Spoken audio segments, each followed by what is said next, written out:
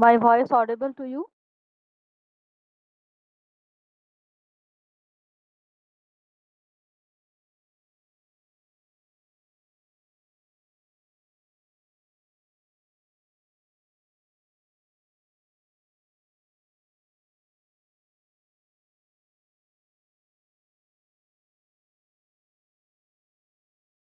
Hello?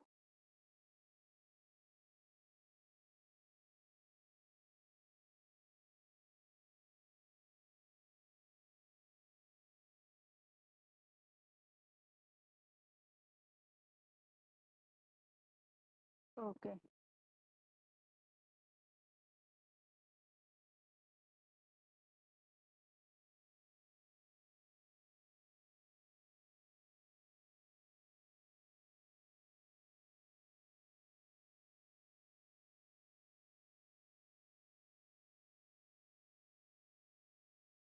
I hope my screen is visible.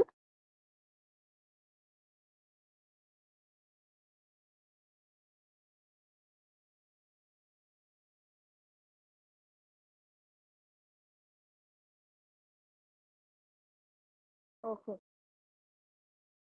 So last day, what we have completed up to these 4 days in this skill week, already you have learned how to develop the front end, how to develop the different routes of the back end.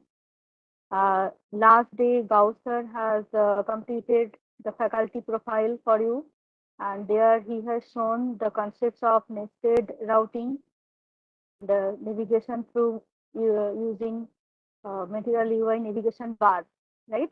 So there you have seen how to implement the nested navigation. So I will continue from the next part.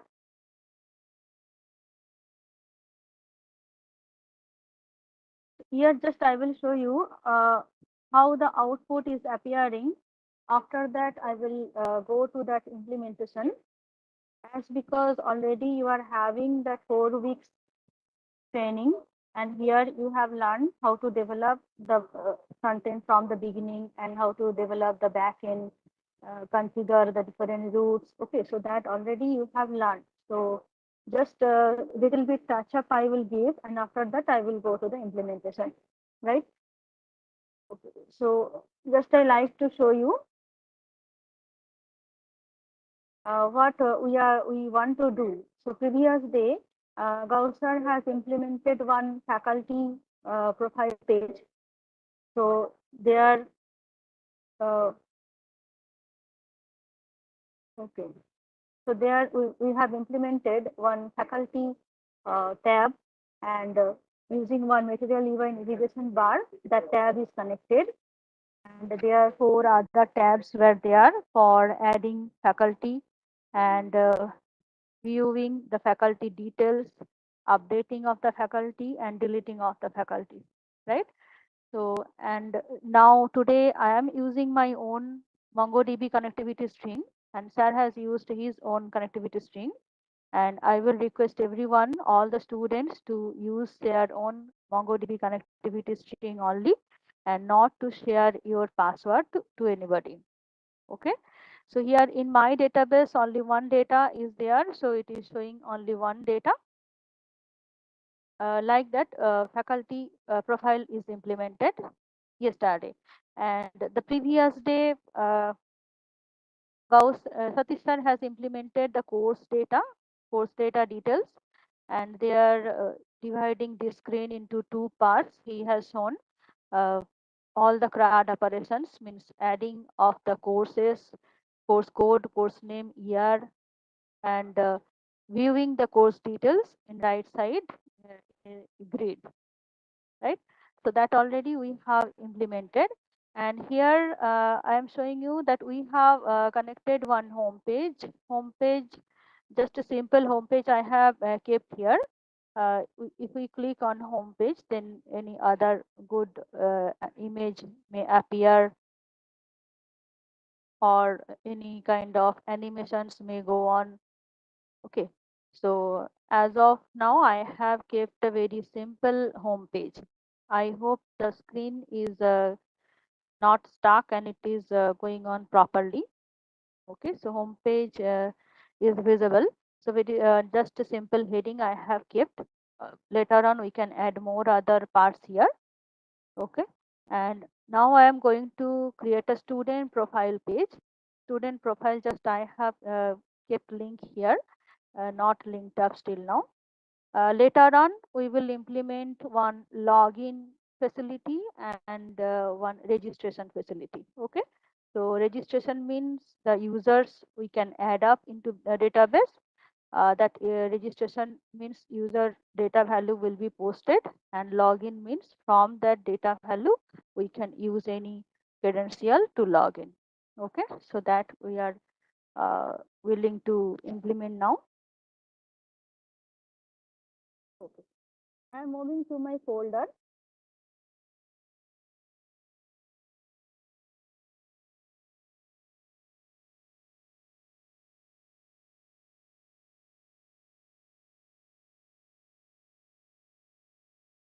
All of you are keeping all your uh, back end and front end materials inside a folder, right? So that folder name we have given as student management system or uh, student management project. That one name we have given. So that particular folder I am opening through my Visual Studio Code.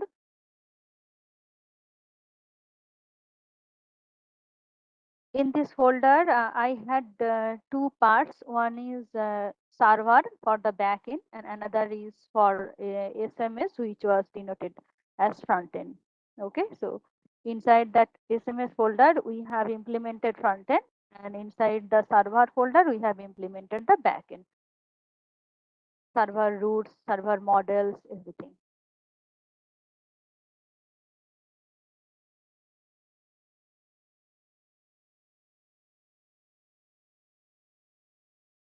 So everyone is practicing, I know.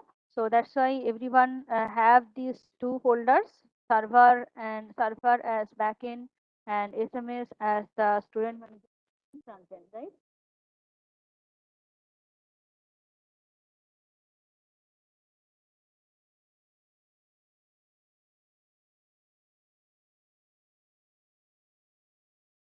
Inside our server folder,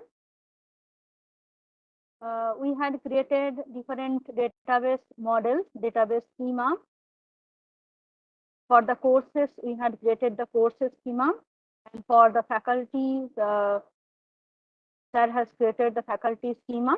Okay, so I hope these two models are available in everyone's model folder. Similarly, those inside this model, we have created the schema for the faculty. Using that schema, the schema name here is faculty schema. Using this schema, they have created one collection. That collection name is faculty, and that faculty collection is being imported in the routes folder, faculty root, right? Inside the faculty root .js file, they have at first imported the faculty from that model. Okay, after that, with this model, all the CRUD operations are implemented. Okay, right, getting the faculties from the database, posting any new faculty, getting all the faculty list, getting the faculty by their ID number, deleting any faculty. Okay, so all these operations we have done inside the faculty root.js file.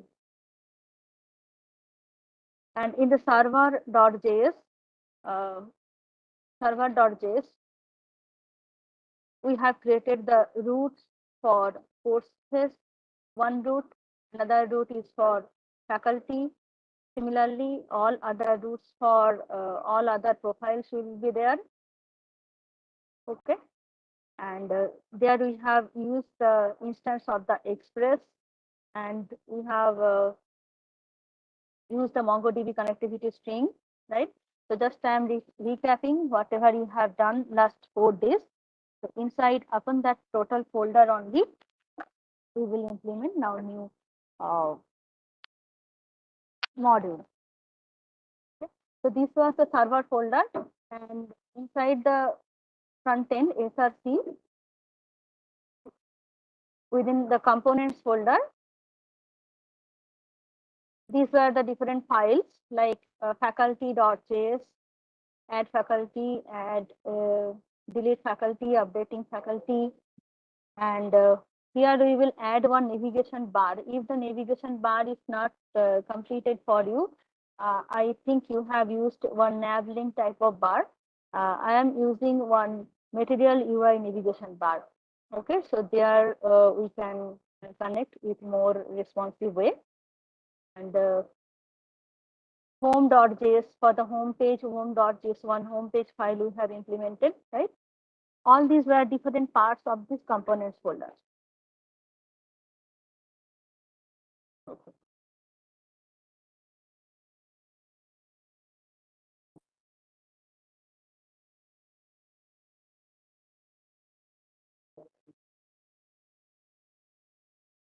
I hope all of your Postman is working, and all of your MongoDB Atlas Connect Atlas string also there. So I am going to create now a model at first for the students. Okay, for the students, I am going to create the model at first. So go to the models folder of the server. Okay, go to the models folder of the server, then create a new file there. So that new file name I have given, I'm giving as student profile .js.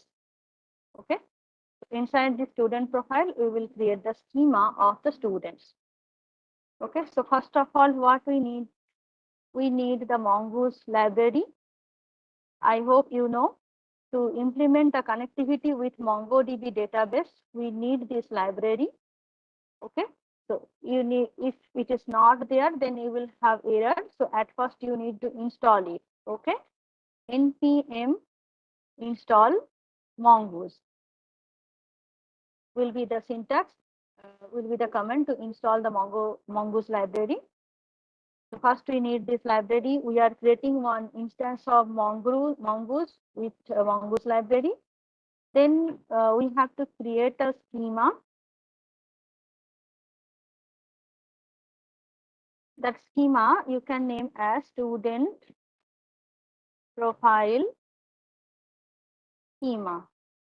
Okay, so this kind of name you can give as student profile schema is equal to new. It will be the schema. This schema we are making with the help of mongoose. So mongoose.schema.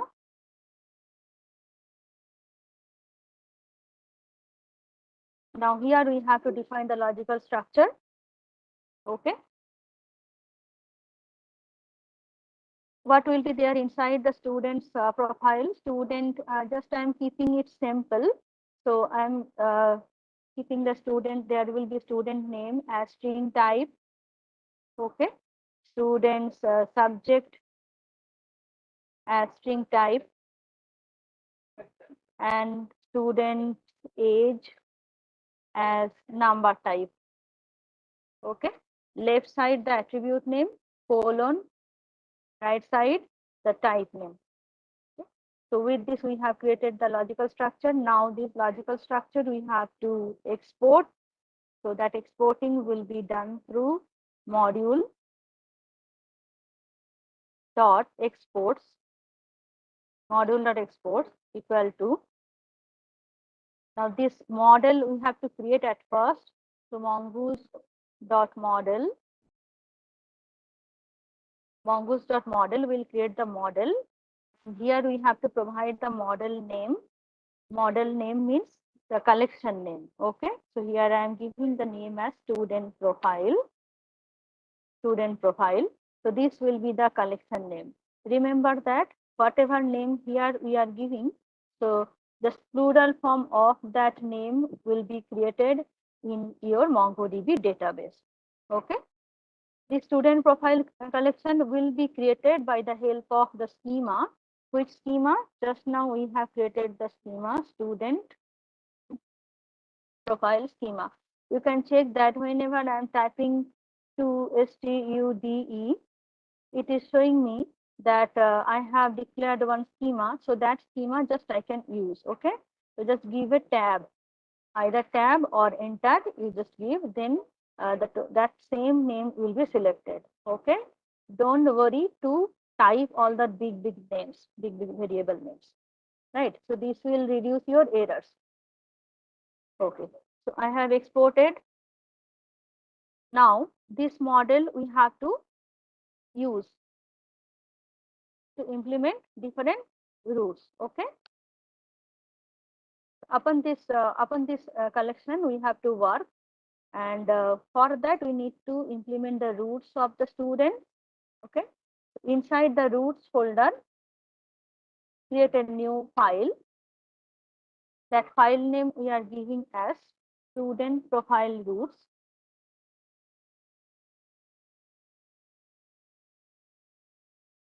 Student profile roots.js. Okay, in this file, at first we need to create an instance of the express. So const express is equal to require express.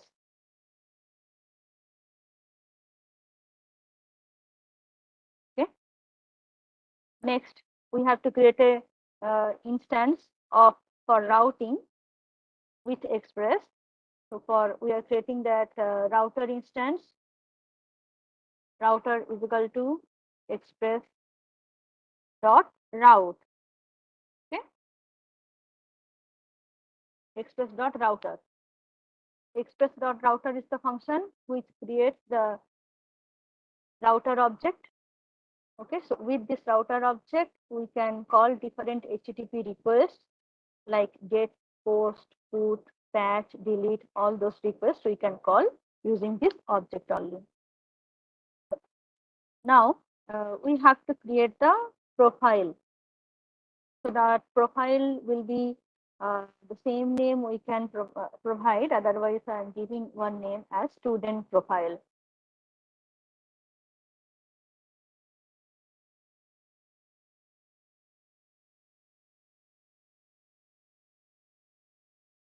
Student profile I am giving as, and this profile I will call from that model is equal to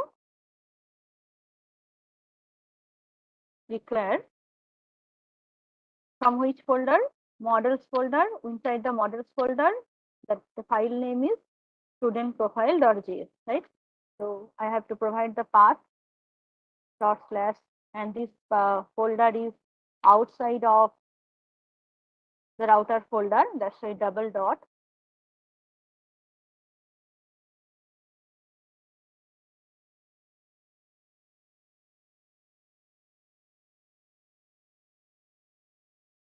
Okay, check that when I am giving slash, it is showing me within models folder 3 files available: courses, faculty model, and student profile model. Okay, so I am selecting student profile. So from there we need to now import the student profile.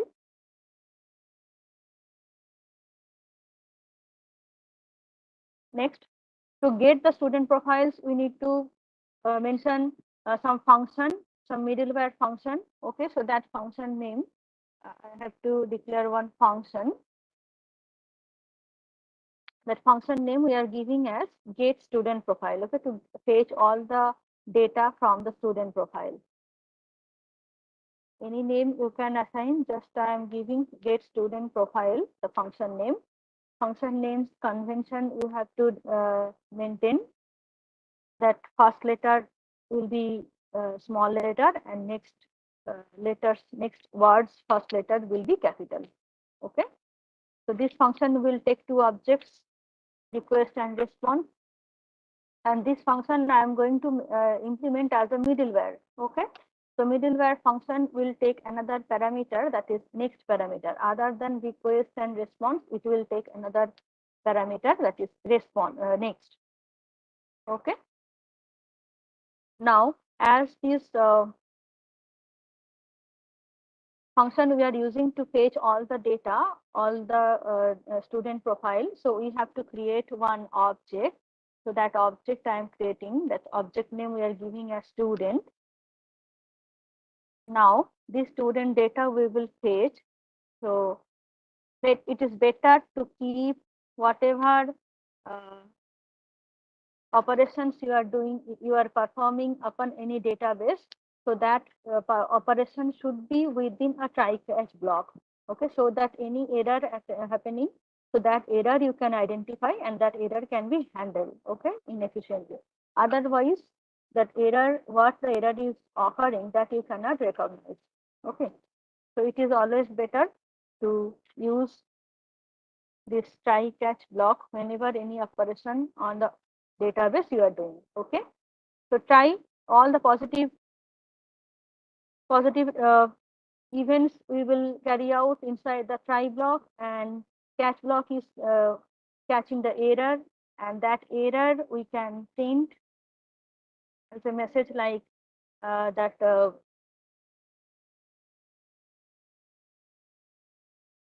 as a response we can print this message with a status code.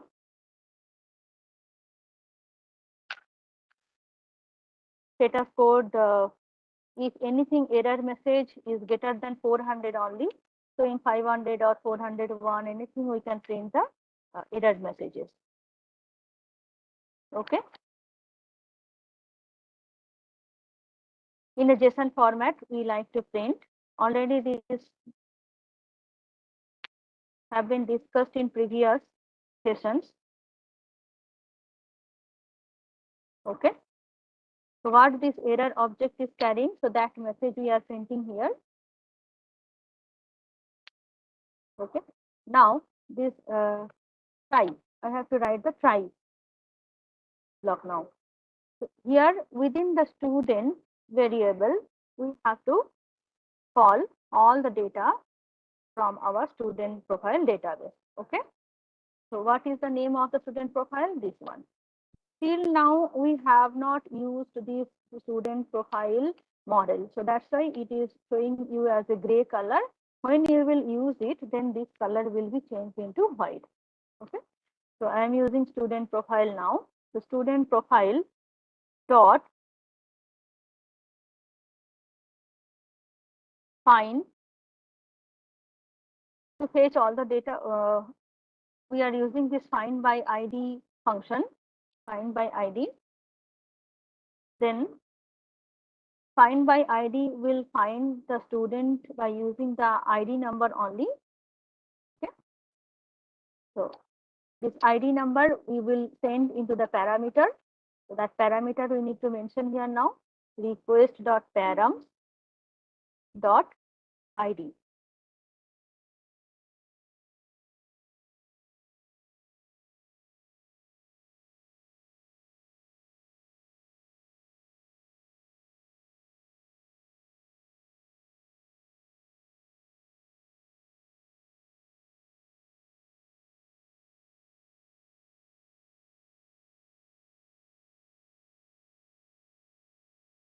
My screen is visible to all.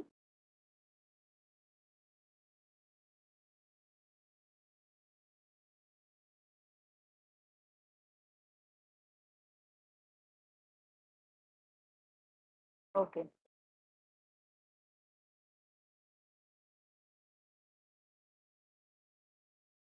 So here we are fetching all the data by request.params.id. Now this data, this student data is null or not, so that we have to watch. If the student data there, if we have received any data in the student profile, in the student variable, okay, so that we have to check.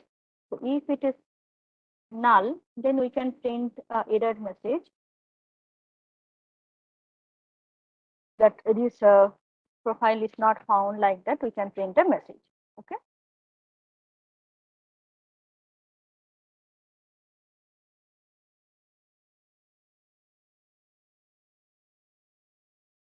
res.status, status we are giving as value 400 or 404, anything 404 dot json.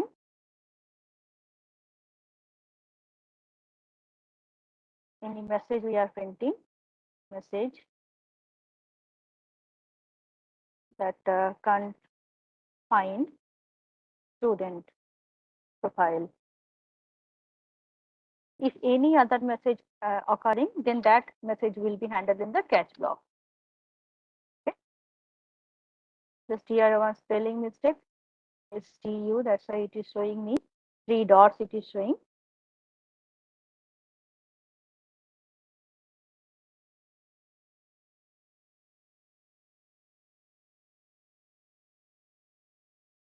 Okay, till now this get student file function we have not used, that's why it is showing you as gray color. Now here one thing, whenever we are doing any operation on the database, so that operation should be in a await and asynchronous way. So we can use this function in asynchronous mode. So I'm just declaring a sync keyword to declare this function in asynchronous mode, and asynchronous will be using with waiting. So here before getting the data from the database, we can use the keyword await. Okay, the students equal to await fetching data. So get student profile function is completed now. Now this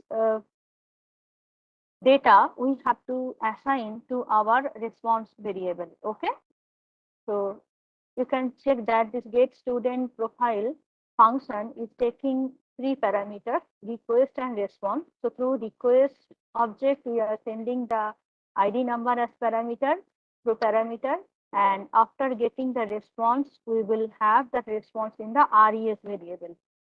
Okay, so res dot student is equal to that student which is found. Okay. Now, which is important that this is a middleware function, so we have to call the next instruction. So for that, this next function calling is very important. Done. Now we have to define the different routes for getting the students and posting the data to the students. Okay. So first, I am using the to get all the students data. I'm using one function. So that function will be get function. Okay. So get function takes how many parameters? Get function takes 2 parameters. Okay. So first parameter will be the URL. From URL means the path, from which path your server will send the values. Okay. Server will send the response. So that function always you have to implement in asynchronous manner. Next parameter it will take again 2 objects, req and res. You can write any name. So it will be request and response object. Okay.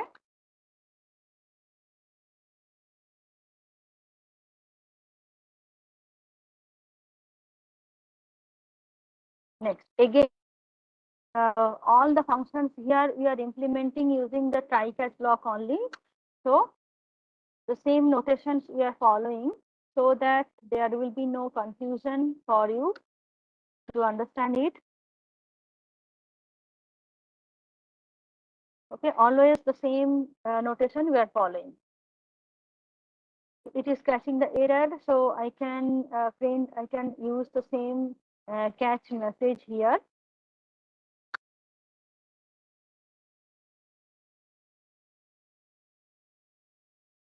That res dot status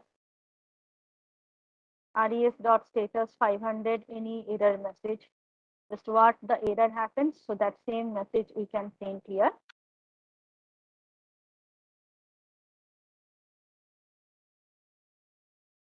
Okay. Next, to fetch all the data, again we need to declare the variable const. We are declaring any variable student is equal to, it will fetch all the data. So for that we need the database model. The database model name is student profile dot find. Okay, find is fetching the data. Now we hope that students we have fetched. So now that student we need to print in the JSON format. Okay, this printing is just we are doing to check that server is giving you response or not. So for that purpose only we are using this JSON, printing JSON. And this is also asynchronously we have called. So here we need to use await.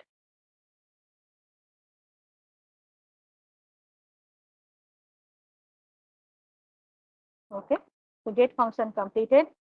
Now to post the data, to post new students data, we have to implement the post function. Post function will be called with the router object, the router.post. Again, this post function will take two parameters. The first parameter is the URL. Here, any name we can assign as the path name. Okay, and next parameter is the request and response object and the callback function. Okay. So this object we are calling using a callback function, request and res object.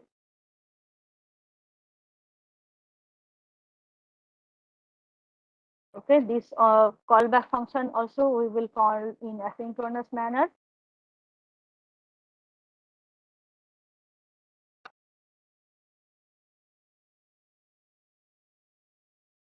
Okay, again we are using that try and catch method.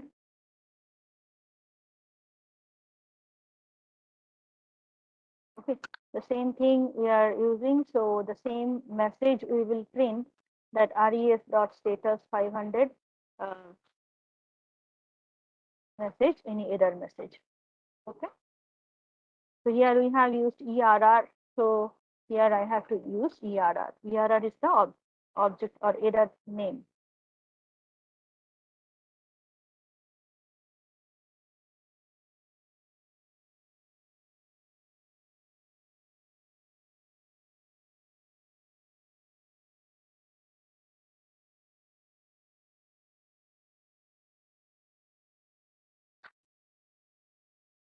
Okay, now I'm implementing the try.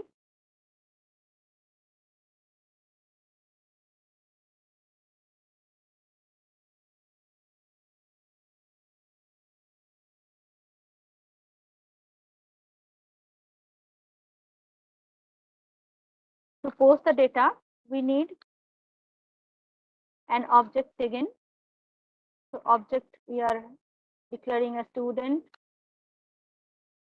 is equal to new profile name, student profile.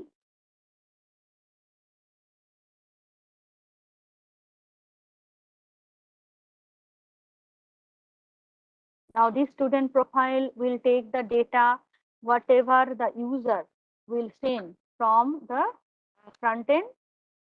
First of all, we will check from the postman. So postman, from the postman body, whatever we will give, so that will be posted in our student profile. Okay.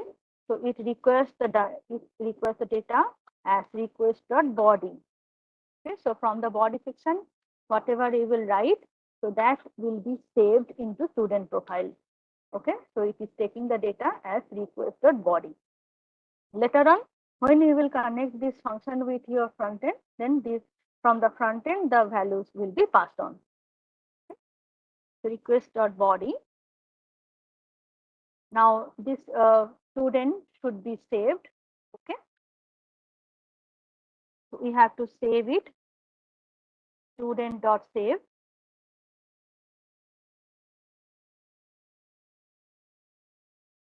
And after saving the student, you can give a positive response. So this res.status. Status 200 means positive. Okay. Dot JSON. any message we can print, any positive message we can print. Or there you can print, otherwise you can print the data directly. Okay, which data just we have printed, we have given as input, so that we can understand that this student is posted. Okay, so post function is completed. Now it is again using that asynchronous, we are calling it in asynchronous manner. So student dot save function we can use in await.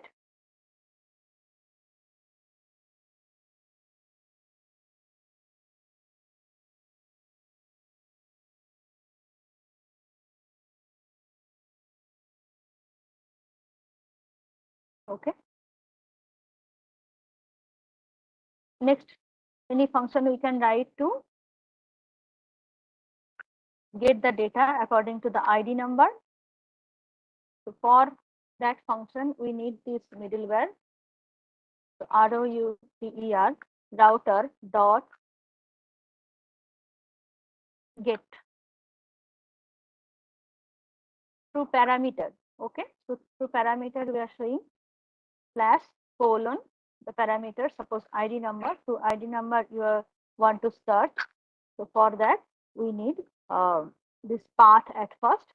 After that, the next parameter, as usual, next parameter will be the callback function is equal to arrow. Okay. Now this callback function will take two objects, REQ and RES, request and response. Now this, with this getting all the data, in between of the path and the request and response object, in middle of that we can use one middleware function. Okay, so that just now we have implemented this middleware function. So this middleware function you can use here.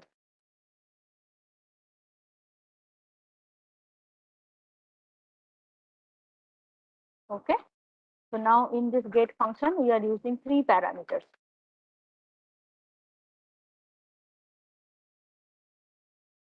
It will just fetch you all the data. So I am using response.json.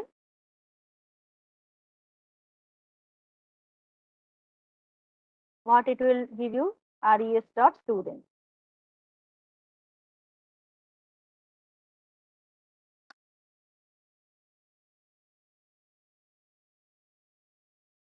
Okay, to fetch the data by ID number we have done. Here I am giving the comment so that you can understand. Fetch the data by ID.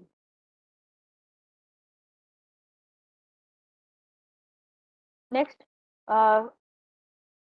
we can implement update operation. After that, we can implement delete operation. Okay. So for update operation also, we need the ID number. And update operation will be done by the function put. Okay. So put function, router.put function. Again, it will take two parameters. The first parameter is URL. And this here we need to provide the ID number, which student profile you want to update. So that ID number we require. That's why it will call through ID parameter. Okay. And again, it will take the middleware.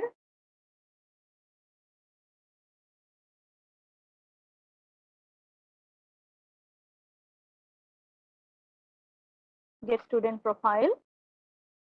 And again, that callback function.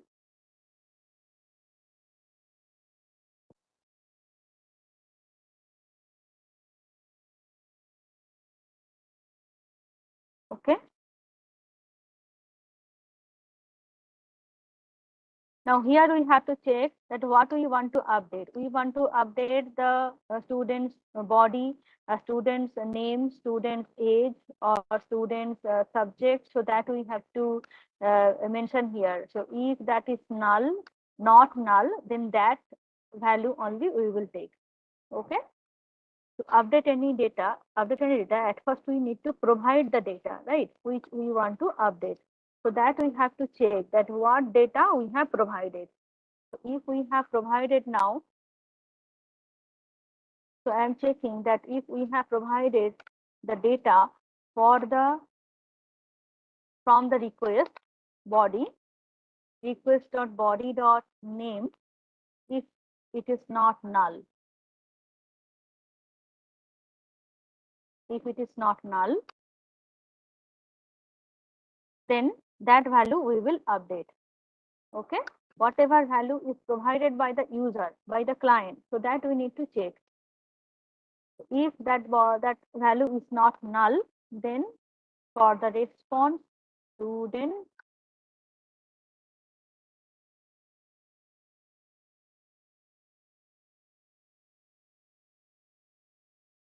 name, we will provide that body's name. Okay, so req dot body dot name. Okay, is it clear?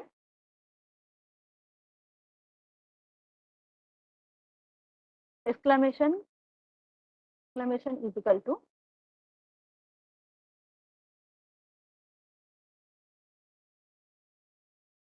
giving little space. If we have provided the value in the body section as the name attribute, then that value will be assigned to the student's name, okay, of the response. Similarly, we need to check that if we have provided the value for the subject and for the age also, so that we have to check. So if req dot body dot subject not equal to null, then res dot student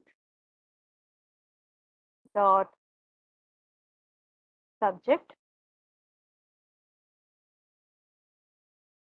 is equal to req dot body dot subject. If we have not provided any value, then it will take blank only. Server program, generally we use the semicolon of all the statements after all the statements.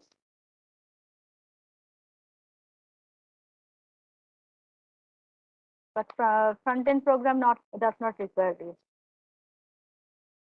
Okay. Age not equal to null,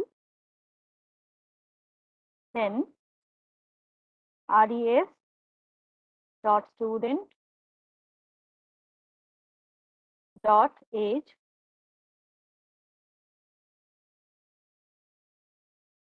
will be req dot body dot age.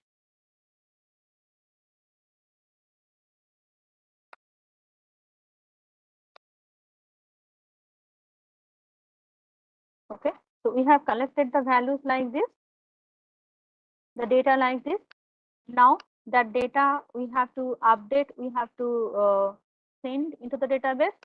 So for that we are creating another new object, const updated data, like that. Okay, any variable just we are creating. Okay, so that variable we have to save res dot student dot save.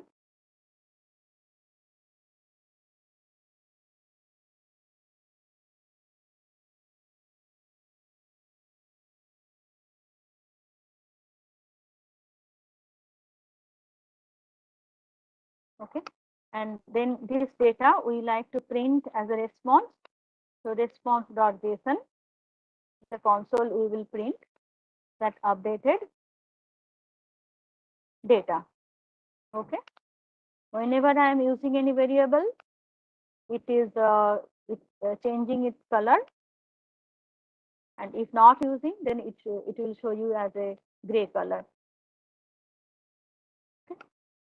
This operation is asynchronously I have called.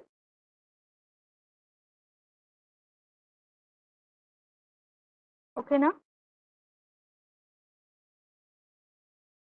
if it is called in asynchronous async, here in the definition line of the put function, if we use this asynchronous, then here we have to save it as in await manner. Okay.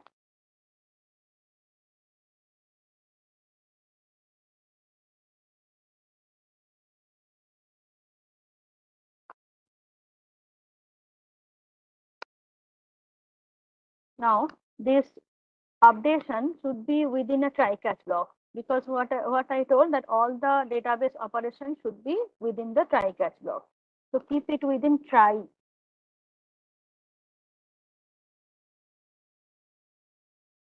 Okay. Keep it within try and use a catch error parameter, print the error as status with status 400 code or in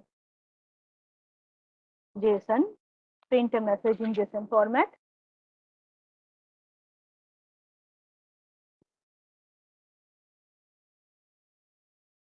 Error dot message.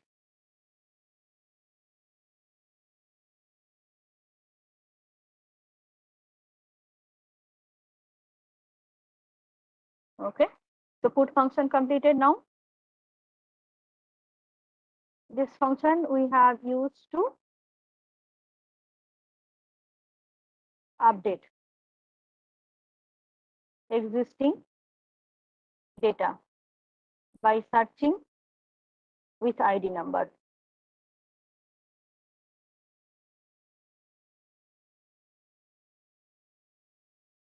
Okay. Similarly, delete function also you can implement. Delete function also will be used by ID number only. So here I am giving as to delete student data by searching ID number. Okay. The function will be router dot delete. The same parameter it will be. So I'm just copying that parameter. Parameters, all the syntaxes will be same.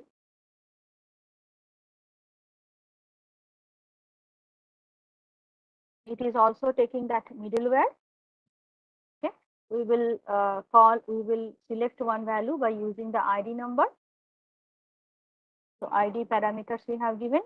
It is taking the middleware get student profile, and it is calling REQ and RES in asynchronous manner. Okay. Again, it will implement that try and catch. So I'm writing the try content will be only different. Catch content you can keep as same.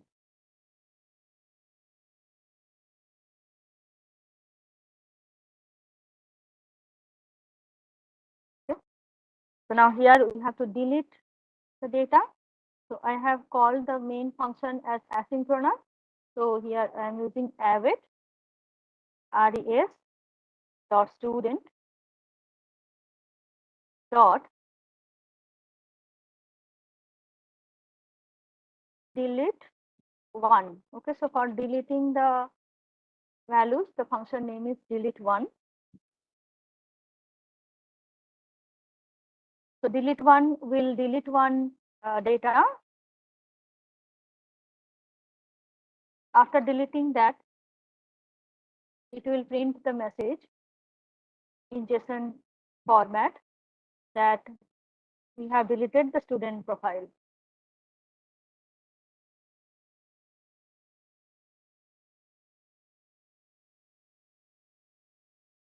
Student data is deleted. So res dot student dot delete one. Okay, completed.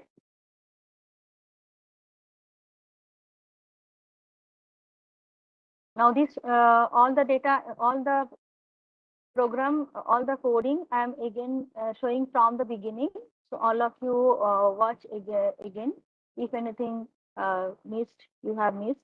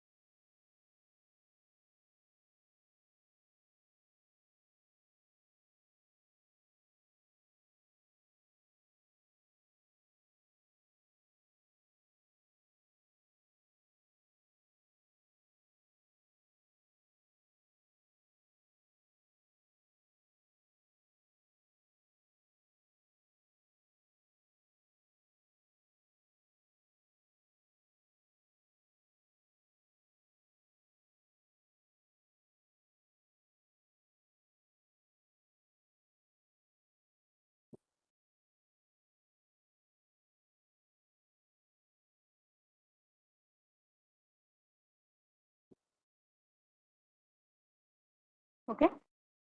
Now I have to run this project, run the server. So how to run the server? Go to your terminal.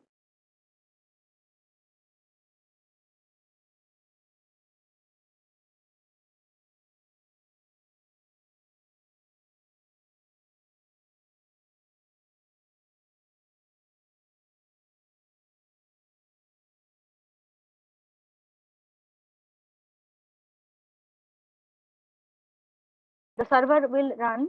Once I need to import it in our server.js file. In our server.js file, we have to import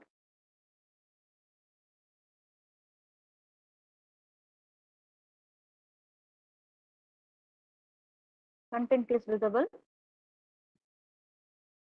Okay. In our server.js file, we have to import it. Okay.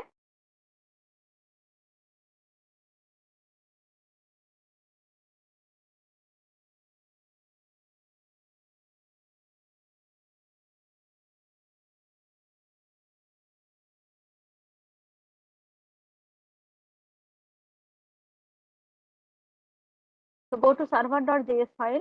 There just we need to import it. So const student profile profile roots equal to required roots slash. I have given the name as student profile. Check the spelling once. So give a slash here. Then it will show you student profile roots. Okay. So that roots we are calling into student profile roots. Okay. So this root we have to now open. Okay. By mentioning a root name.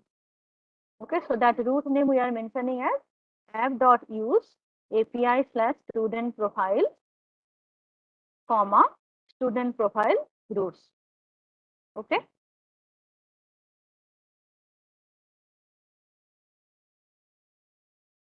Here we have used the student profile root name to define a root. Now we can run the server, and when we run the server, then the database also will be connected. We are moving to the server folder at first. The folder name is server. So cd space server. After that, I will run it. I have given the command as dev. So I am running it to npm run dev.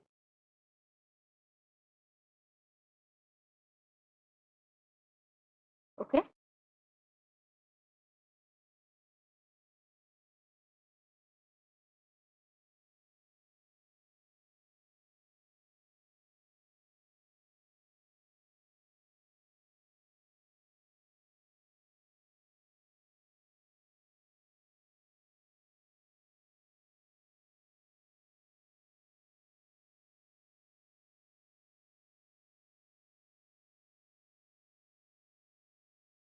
Student profile we have exported.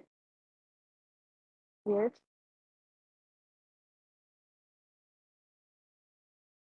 that we have used in the server file also.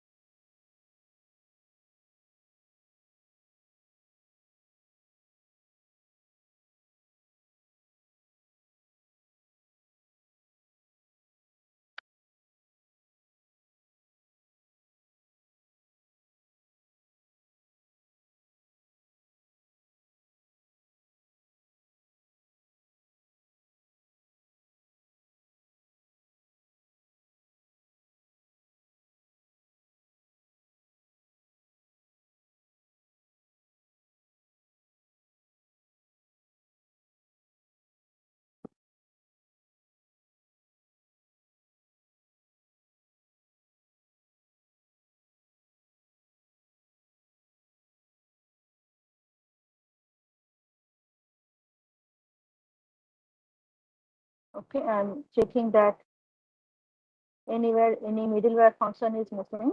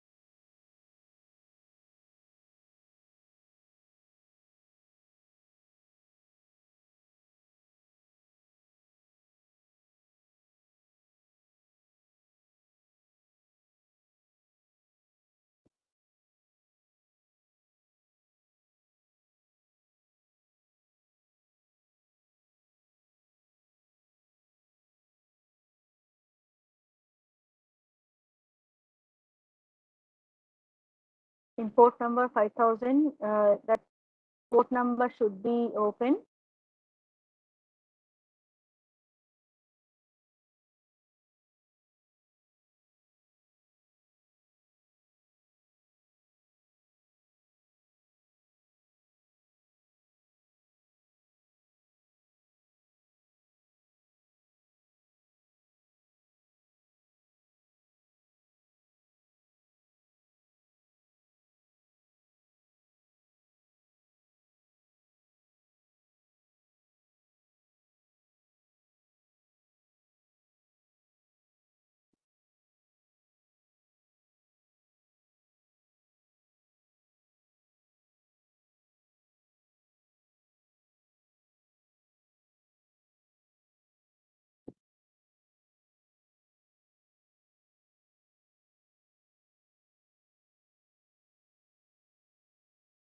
Just I'm checking any middleware function here.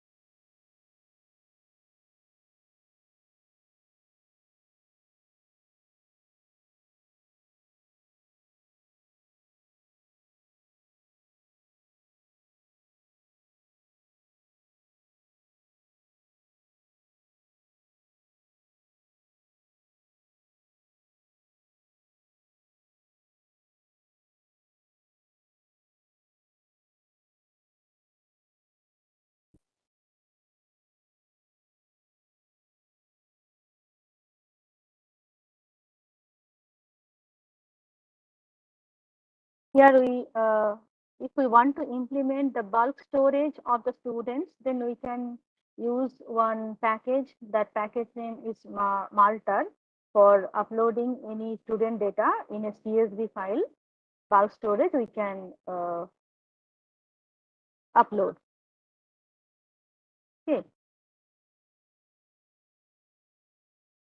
So for that, we need to install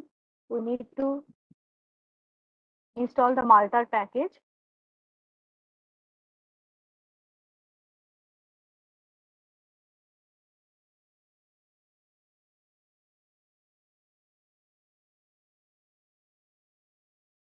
Here at the same time, we want to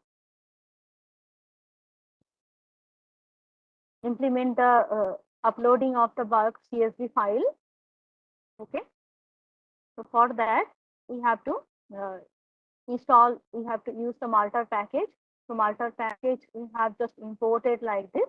At first, we have installed the Malta npm space install space Malta. Okay.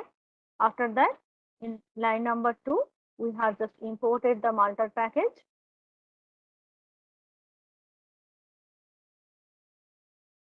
Then last day courses file also, faculty file also we have uploaded in bulk storage, and courses file also we have uploaded in bulk storage. So that just the same syntax you can use here. Const storage equal to maltar dot memory dot storage. Okay. By using this memory storage, we are creating one storage variable. Now, to upload the file, we have to create one handle. So that handle name is upload. So const upload is equal to maltar storage :storage. Okay. Now to this post routes are already created last day to upload the bulk data for the courses. So that the same route just we have used here. The router.post, the route name upload, and upload.single file. With single you can upload single file, with double you can upload double file. Okay. And that file you have to upload in CSV format, and CSV to JSON you need to convert, then you can upload. Okay. So another route is just implemented.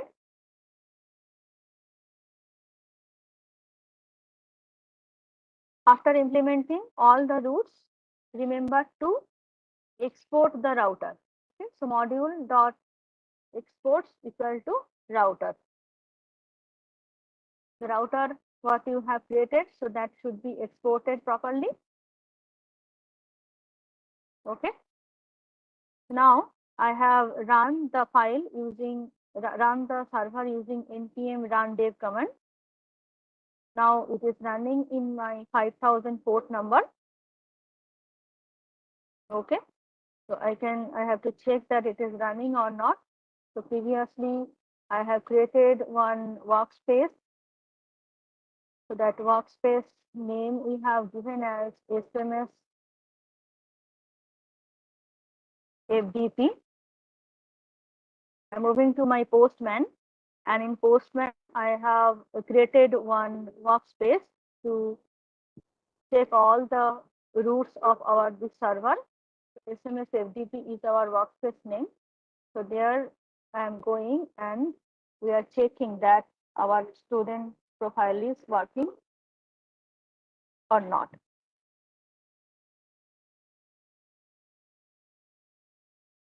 I have selected the get function.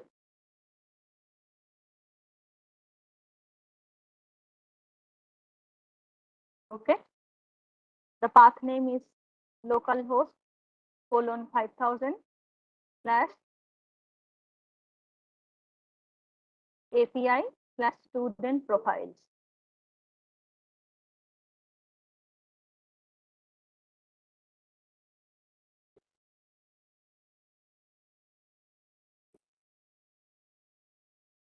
Okay.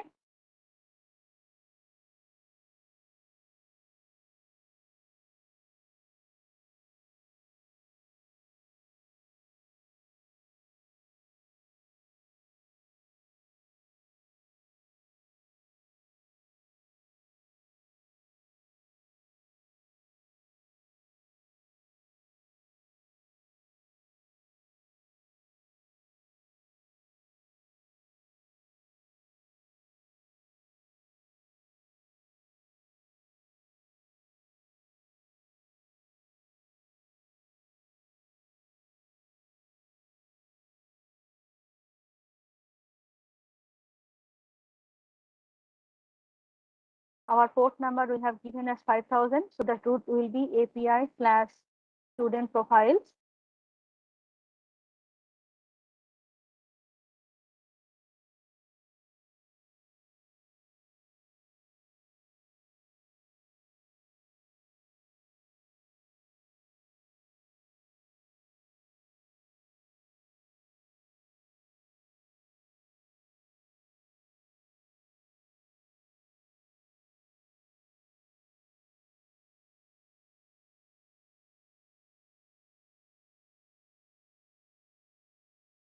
Our server is running or not.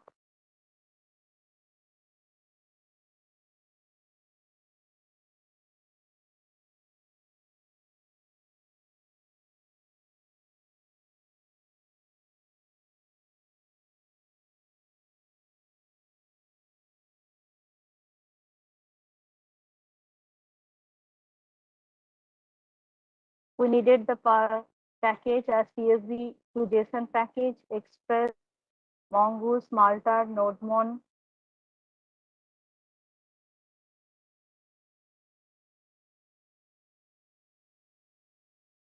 For the faculty root, the roots were faculty.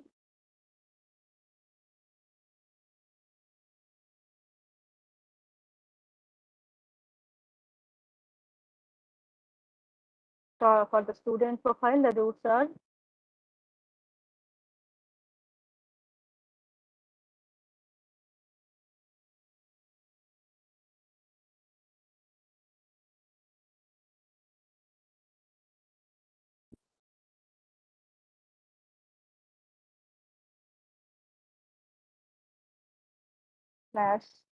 slash API slash student profiles.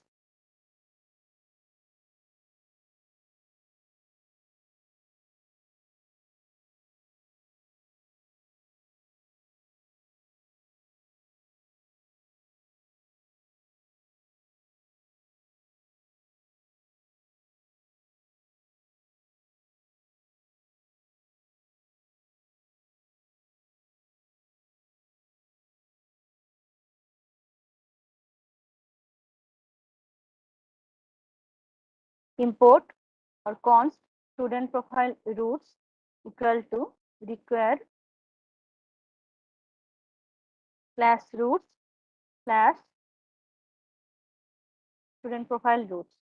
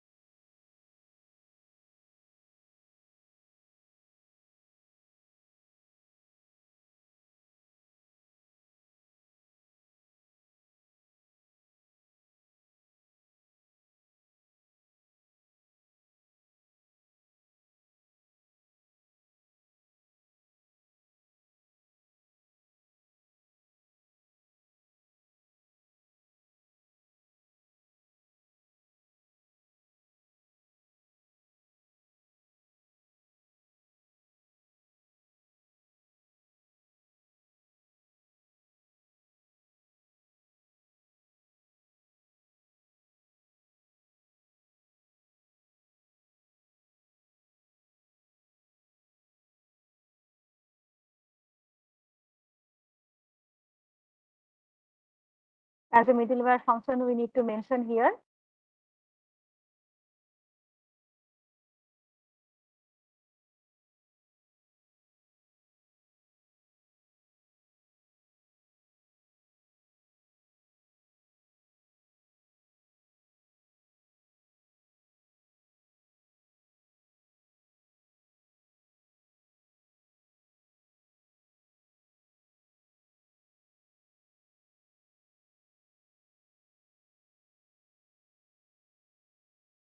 if the network is connected, then we will get a blank response.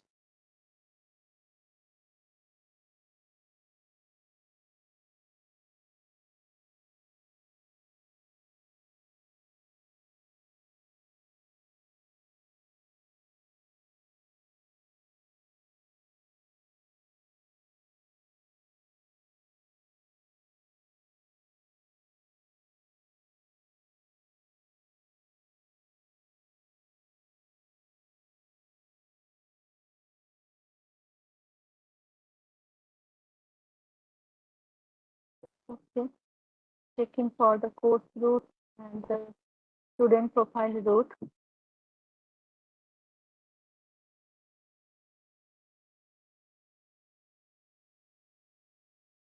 Course schema, courses,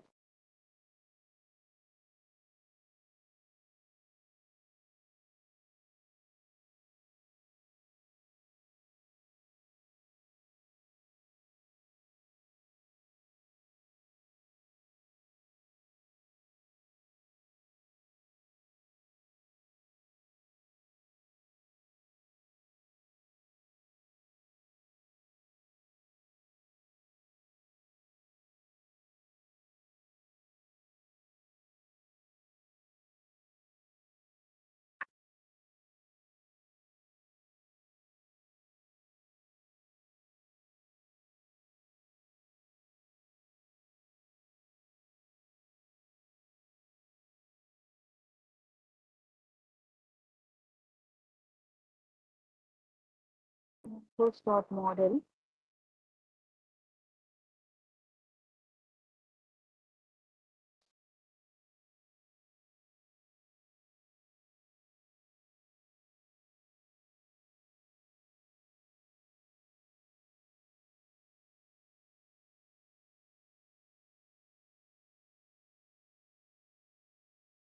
Okay, so we are getting the response from students profile. Okay, now we have to create the front end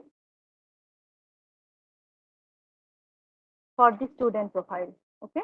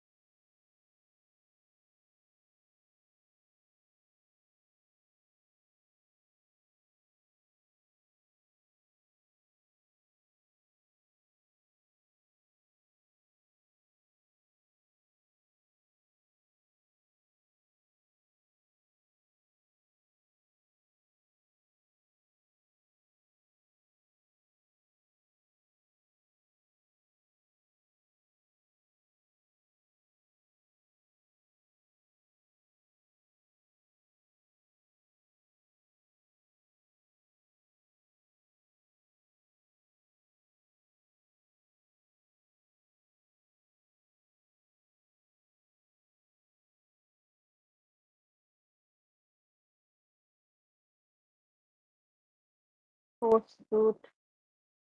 Okay, I'm checking that course route is working or not properly.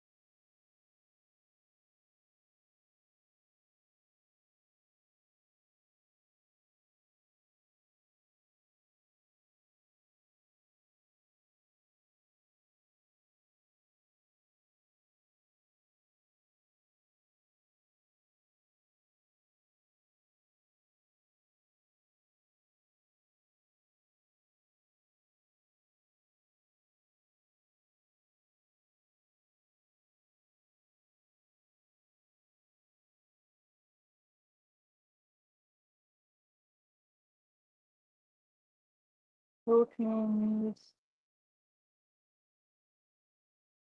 API course student profiles.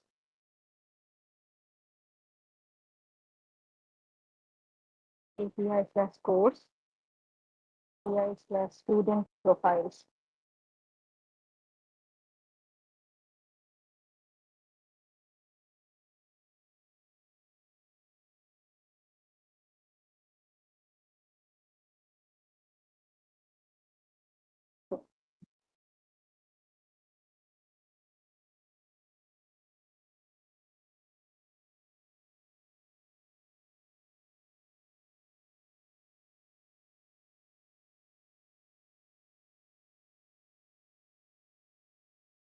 I hope all of you have got the response.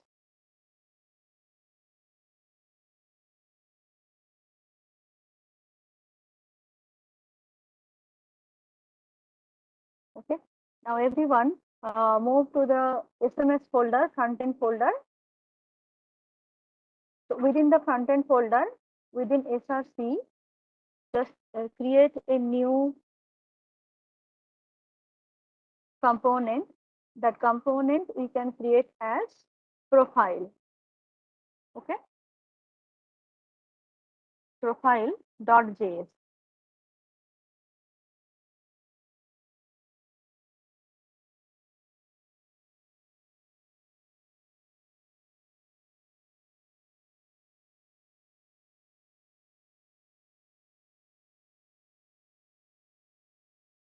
I have given the name as profile.js. So create a new component here using RFCE.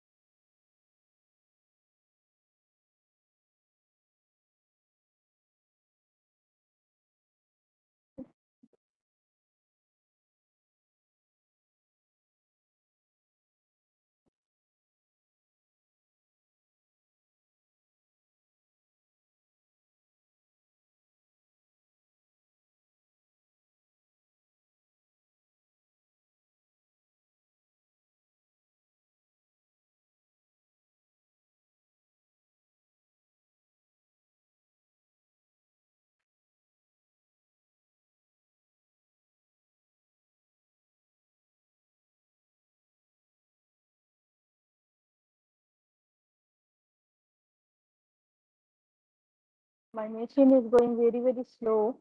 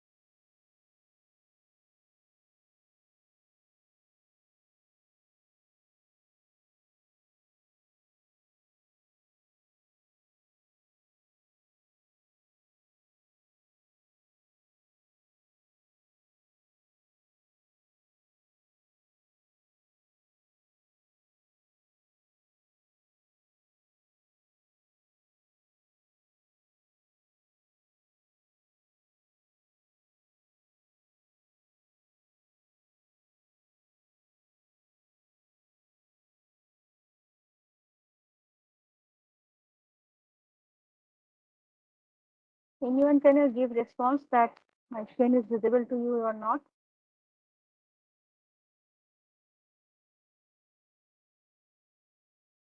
We have created a profile that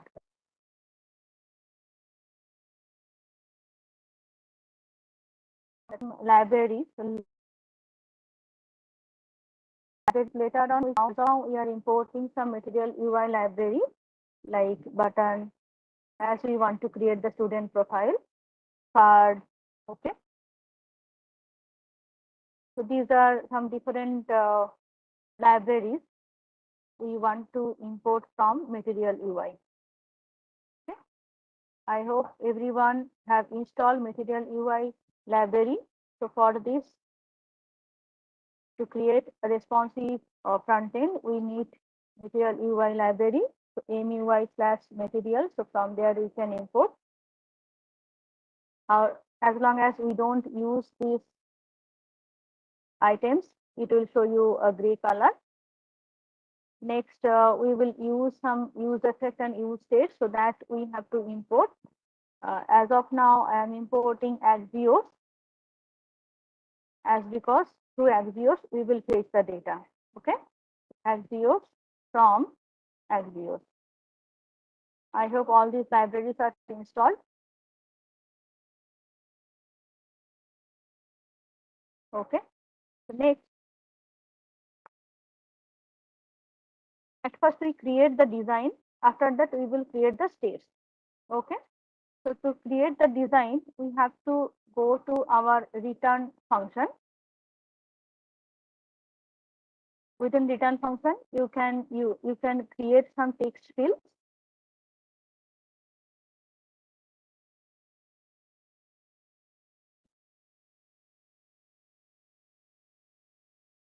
As in our course profile, we have created the stack.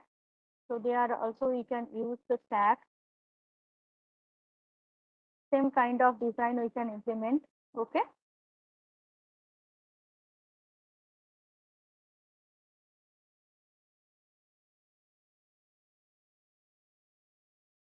The front end will be available in different material UI website. It will be available. Okay. So if you want there, so from there you can download and you can use. Okay. As of now, I am using outside of stack I am using. Okay. So within that the stack division I don't require.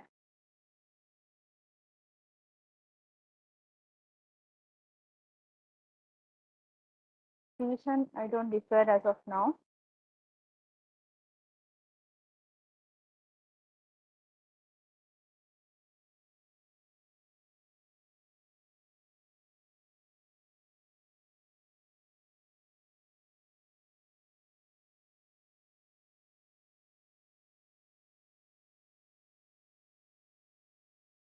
Within that I require bar.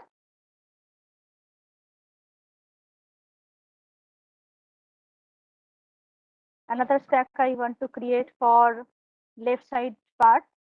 Okay. Stack.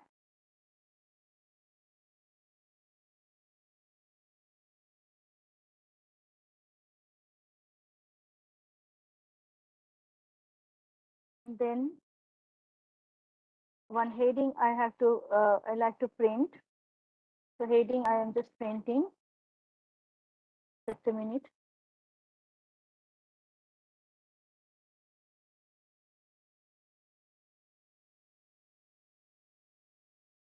Hello. কি হয়েছে? কি হয়েছে? গাড়ি চলে গেছে?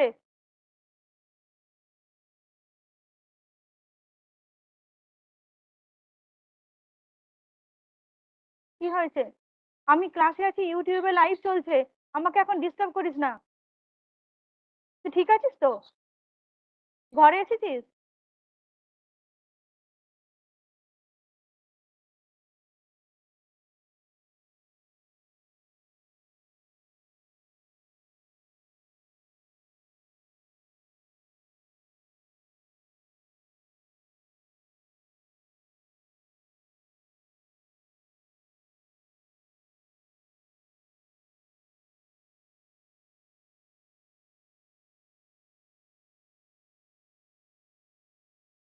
all the decorations, whatever you like, that you can create here.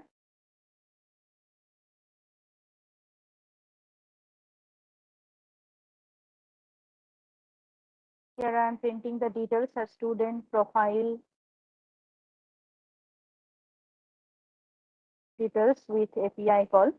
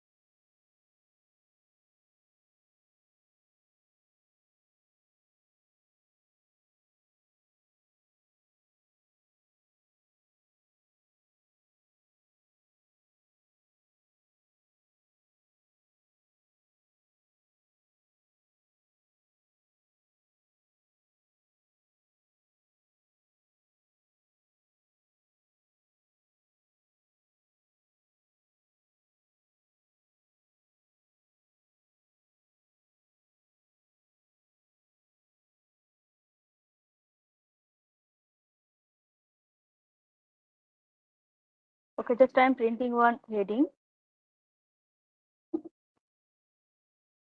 Heading is closed. Then another paper I am creating. The same design you can follow. Okay. With this paper, we can create the background color of our form. I want to create a form label.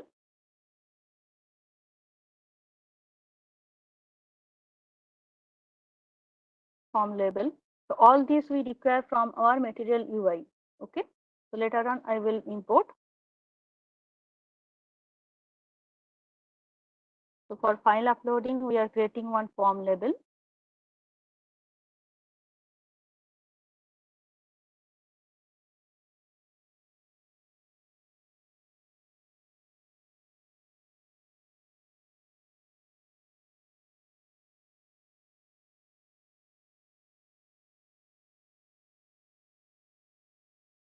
Okay. Next, you can insert one text field.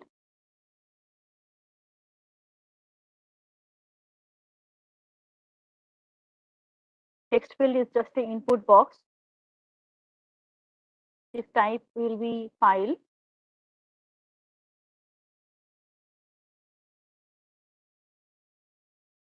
Name we are giving as file.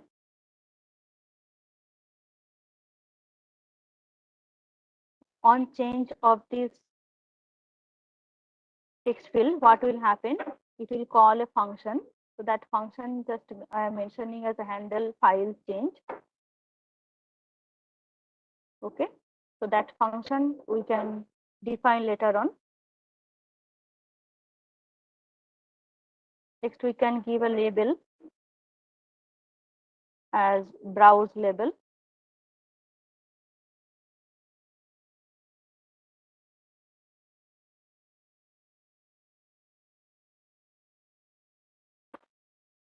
Okay. Slash close. So one text field is created. Now we want to create a button. This button will be material UI button, so be capital.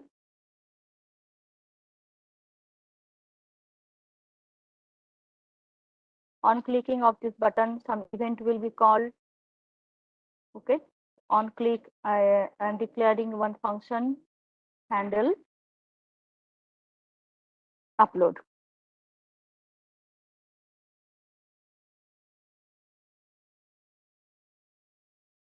Okay, the button name is giving us upload button. So always we will check how the output is appearing, so that in next level we can solve the problem. So open another terminal. Till now our design is not created. So here we have to move to the SMS folder. Okay. Next we have to run it. Okay. Already previously in our 3000 port number it is running, one is running, so that's why I'm closing it, otherwise I cannot work it.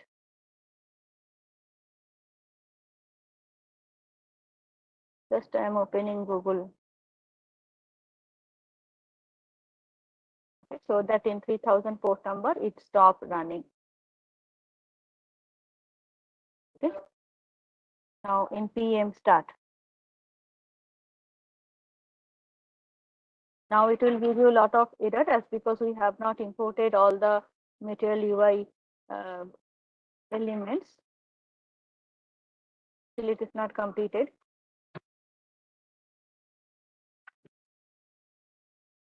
Now we need to create some states and their associated functions.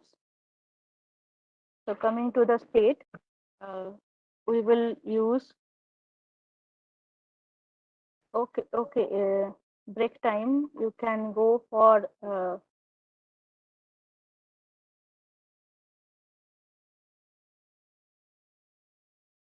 you need break, then I will give break for 10 minutes. Okay, just I'm starting.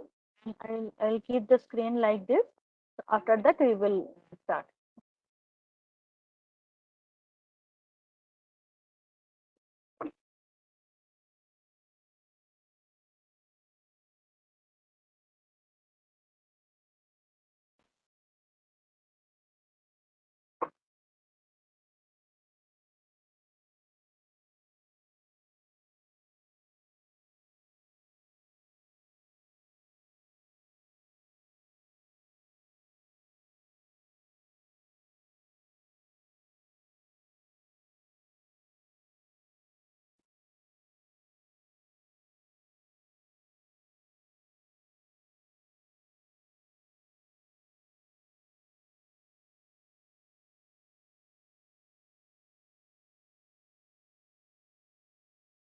As I am facing a lot of network errors, so here it is my screen is stucking and voice also breaking.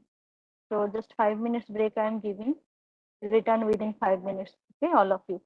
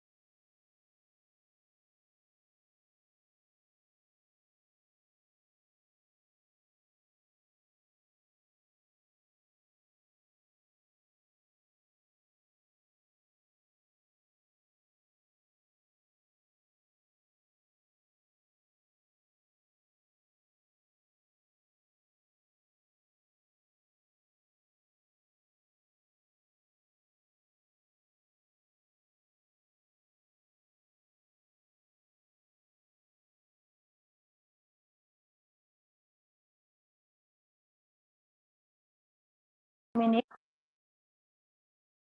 Hello everyone. We have returned from the break and we will start within a minute. So be with us. Just to have the output in our browser, I have imported that component in our app.js to check the output as of now. Later on, we can use that in our router.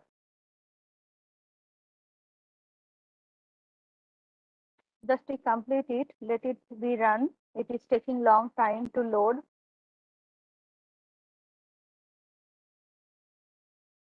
So better we complete, after that we can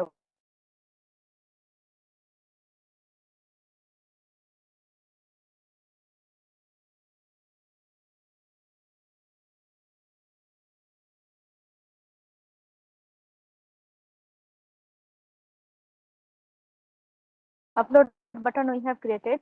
After that, uploading is successfully done or not, so that we can check through a status.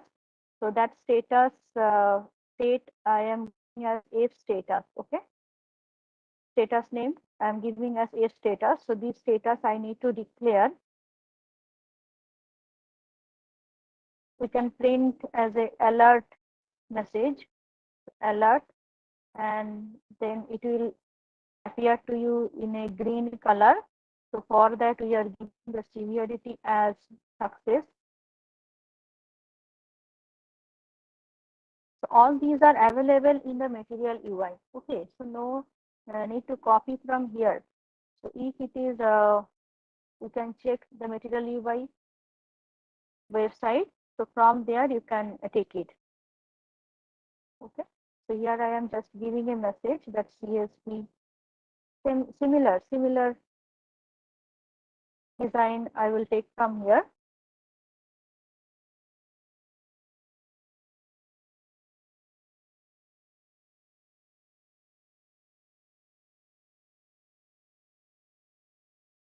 Alert message completed. Paper completed. Okay. Now this state we have to create. States I am creating later on. Just I am creating the design at first. Now we can create a divider. Divider also I have to import. SX is just a attribute. Okay. Within SX you can place lot of attributes like background color.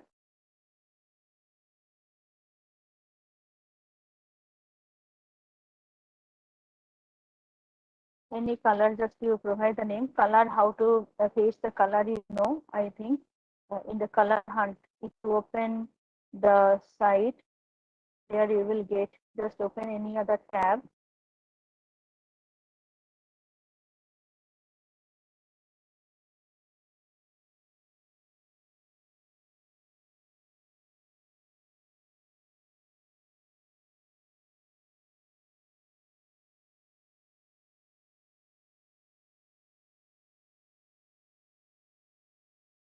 Color hunt.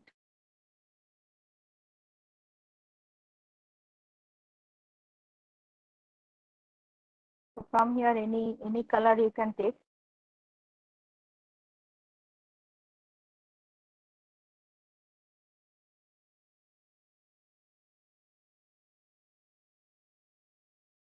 Just copy this color. If you click here, this color will be copied, color code. Okay. With hash, you have to provide.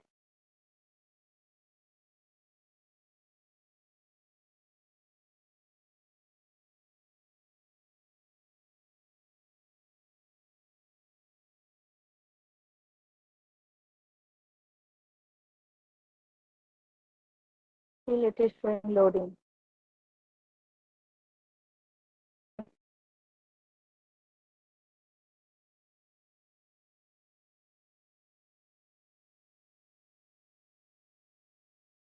Create another paper.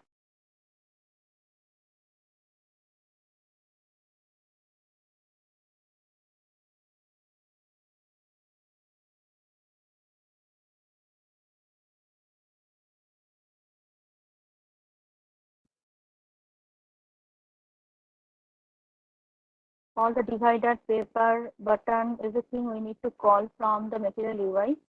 I'm calling, otherwise it is giving errors.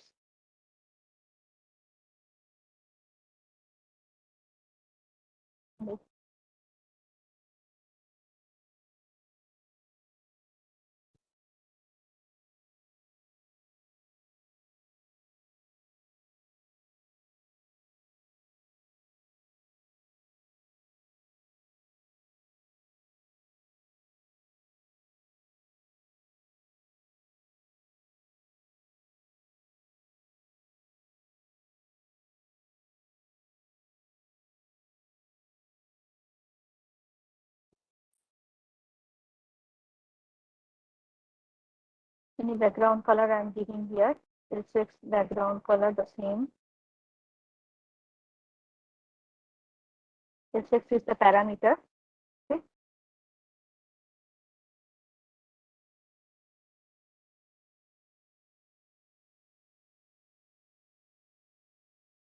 In colon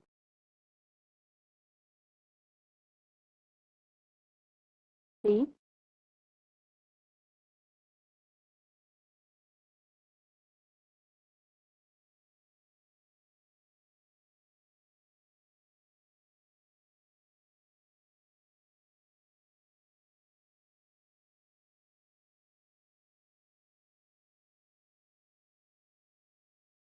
Within this paper, we are using, we are creating a card.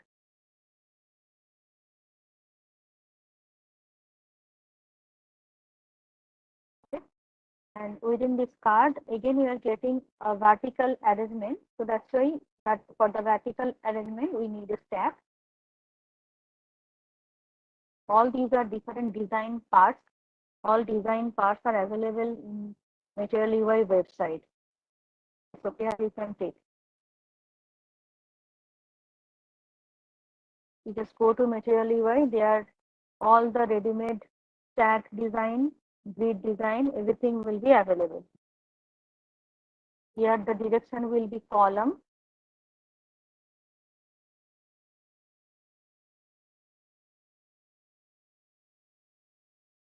Spacing I'm giving as C.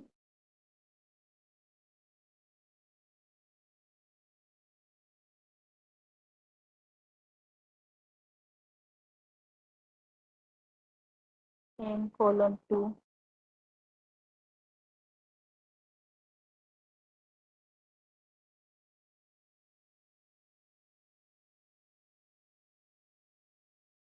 Within this stack, we will create a text field.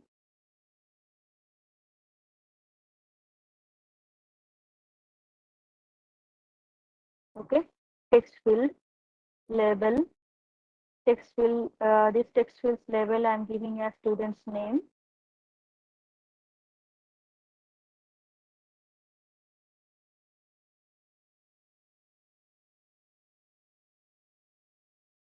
Okay.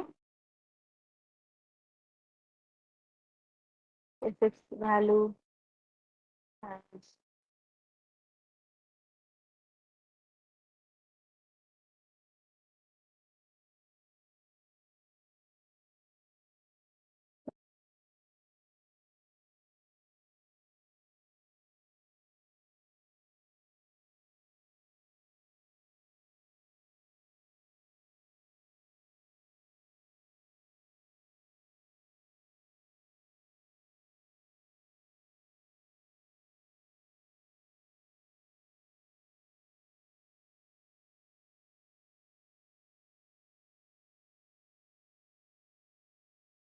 the two text fields, three text fields we have to create.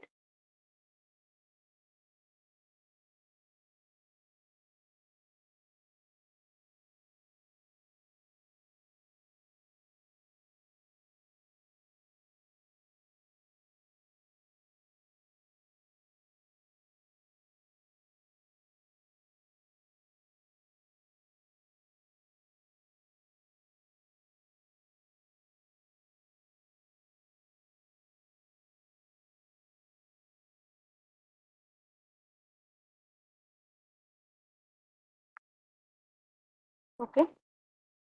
On change of on clicking of upon this text box, some event will happen. So that event name we are giving as on change. Okay, so on change C capital.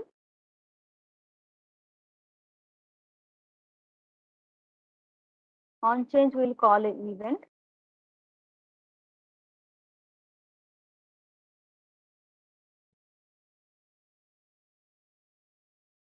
That event name we are giving as handle student name. Okay.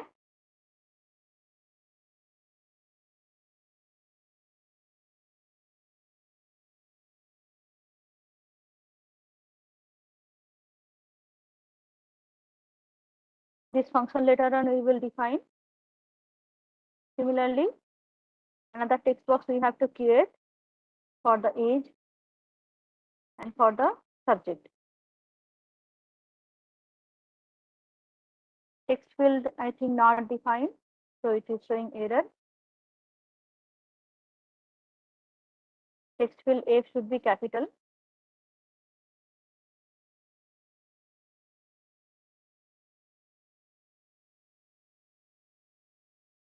Okay. Subject, handle,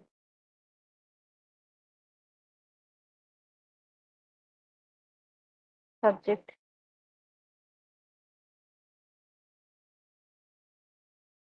handle subject. Another text field I am giving as age.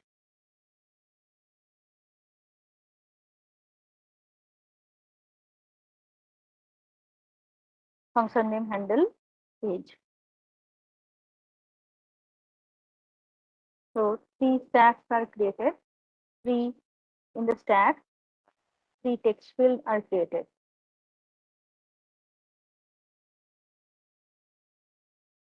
Okay. It is taking time to load. So we are not getting output still now. After completing, we can check. Okay. Similarly, after this stack, we have to create output grid. Okay.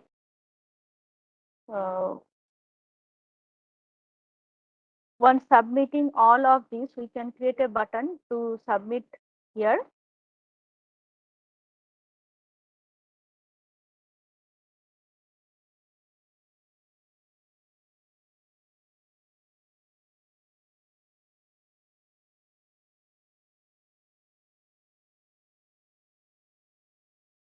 Material UI button. That button name we are giving as post data. This button will call one function.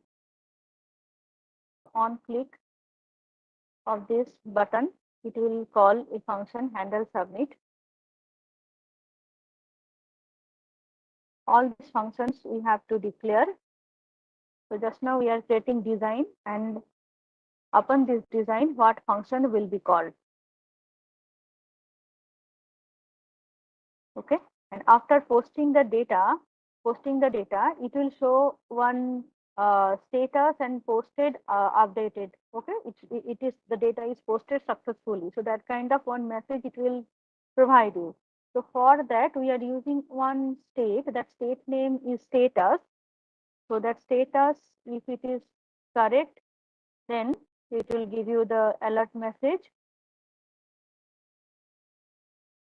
with severity as success.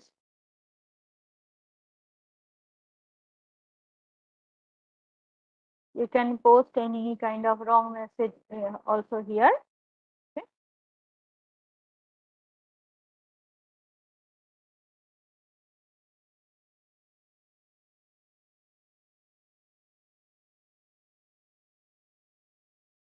Okay, so this alert message we are closing. Now this status is not defined. A status is not defined, so that we need to define here. Okay. Okay, alert is not called, so here we have to call alert. Have to use alert.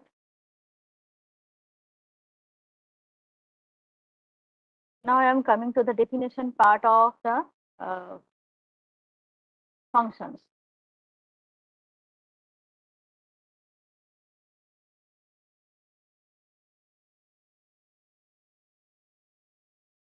functions and the states.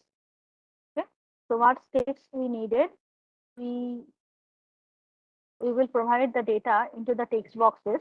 So the text boxes data will be taken here. So we are taking the data as to name. State we are defining as to name, and state to name is that associated function which will be called to update the value of the student name. Okay, this will use state hook. Within any functional component, if we want to use any state, then we have to use this hook. Okay, initially the value will be blank.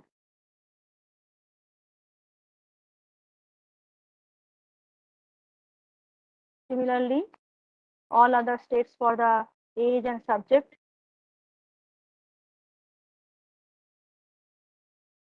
to age, I am defining as to age. Okay,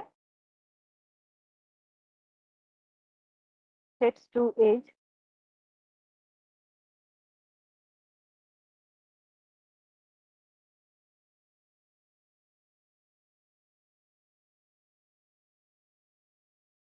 When I have used the use state check here within the React, automatically use state is called.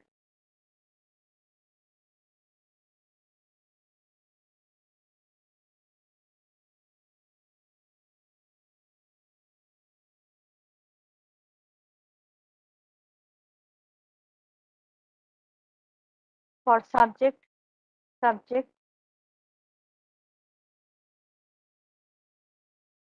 this all these set names and subject names all are user defined.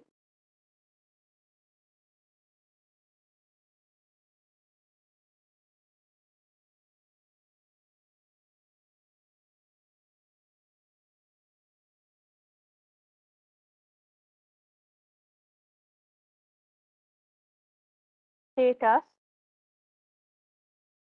set status.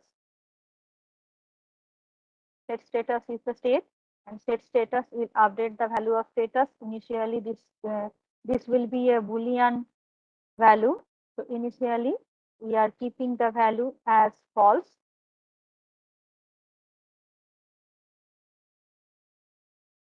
For file uploading, again we need some states. Okay, so for that we are using file, and for function set file. Okay, initially it will be null.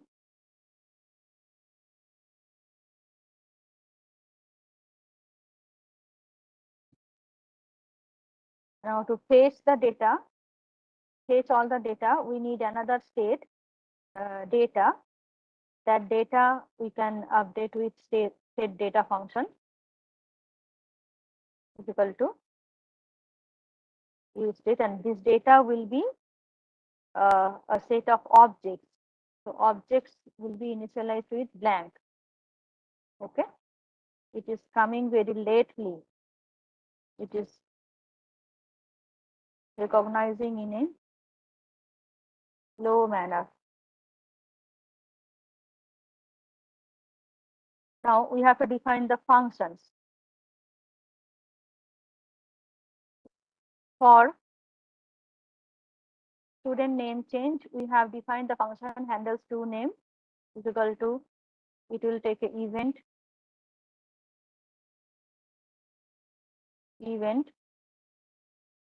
is equal to arrow function.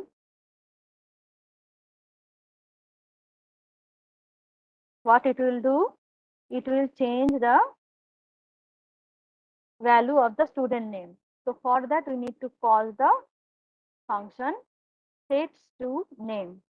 Okay, sets to name is that function which will update the value of the student. Now how it will update? It will take the value from our text field. After that it will assign that same target value, events targets value to student. Okay, so event dot target dot value. Handle sets to name is used now.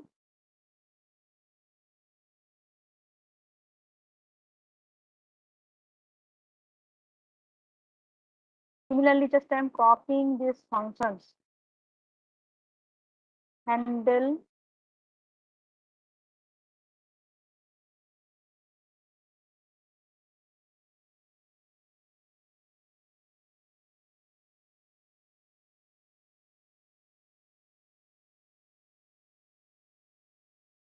student age.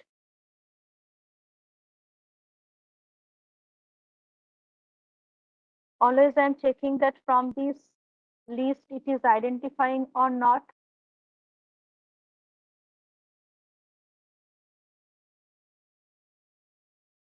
I have declared a function. That function is taking or not. That always we have to check. Okay.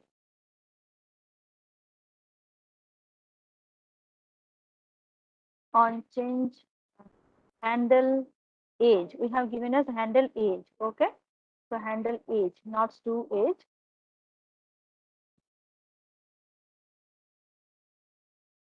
Handle age. Now this age will change the student age. So say it's to age function. Now check that here it will get white. Okay. So we have used this function. So it is turning into white.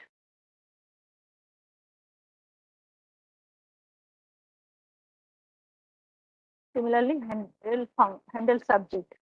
So const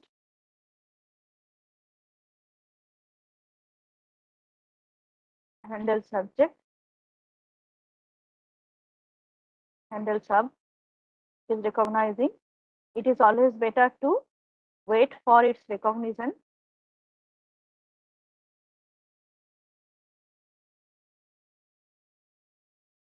Sets to age. Age already done.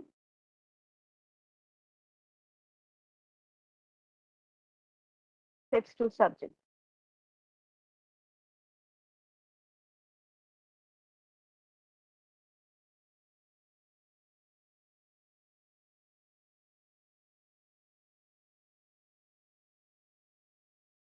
Event.target.value. Okay. So for three text boxes, three functions we have defined. Now we have to define the handle submit function.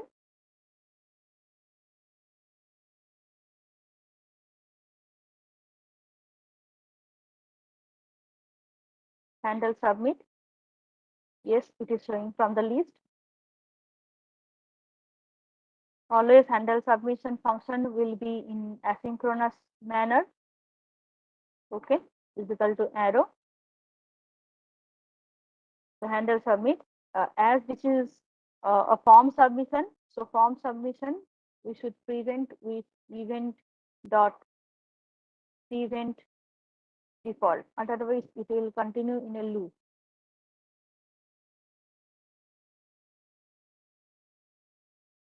Okay. Now this is the submission function, so we have to keep it within try and catch.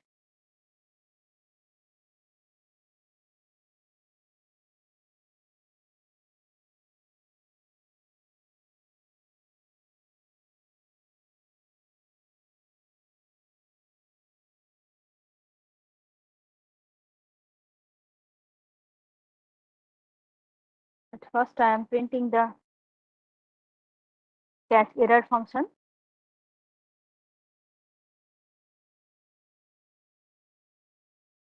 Console.error. I am printing the message as error sending data.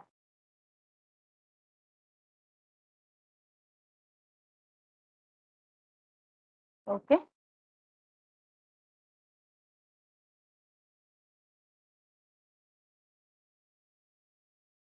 Just print the error.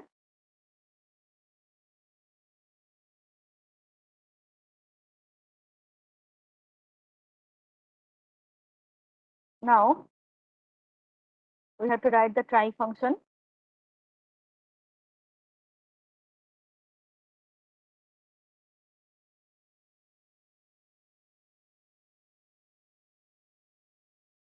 Handle submit function always will be always will be in asynchronous manner. Here we need to create a variable. So that variable name we are giving as response. Okay, response equal to arrayWeight. How it will submit? It will use the post function, and post function will be called by axios. Okay, axios dot post. Now this post will take again two parameters. So first parameter will be the path name, and next parameter will be the values what you want to post. Okay, set of values, single value or a set of value. Now within this post function, first we need to send the parameters, send the path. Okay, so path will be HTTP colon localhost in which port it is running. Okay, so first I am checking here from this. Yes, this path I can copy and paste there. As because from this path I have received the response.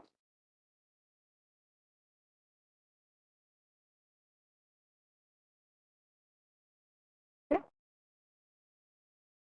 better to use in which path you have received the response, that path only.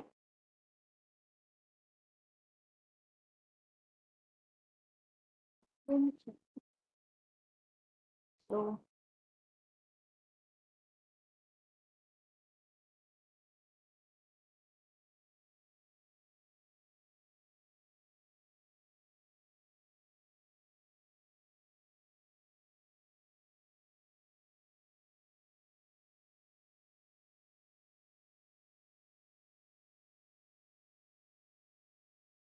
what it is copied.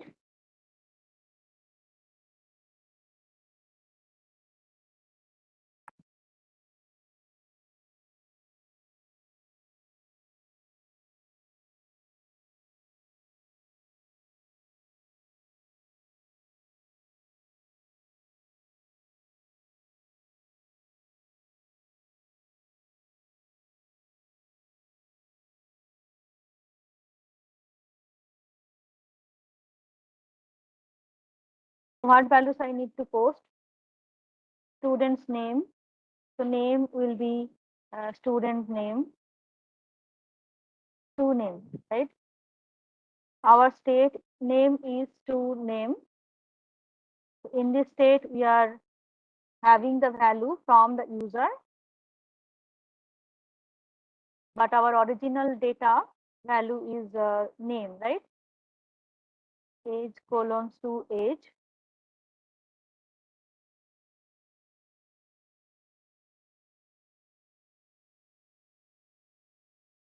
And subject, I think. Subject colon. Here our state name, what we have given. Just I am checking our state name. I have given a sub. Okay. So sub is a state name. So three values we have provided from the client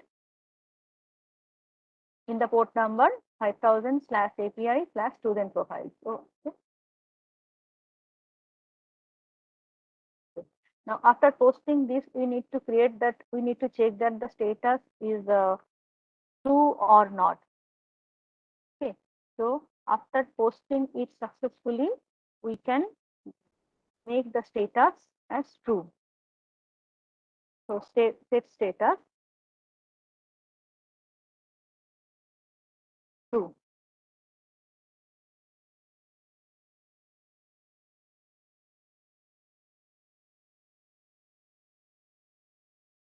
Okay.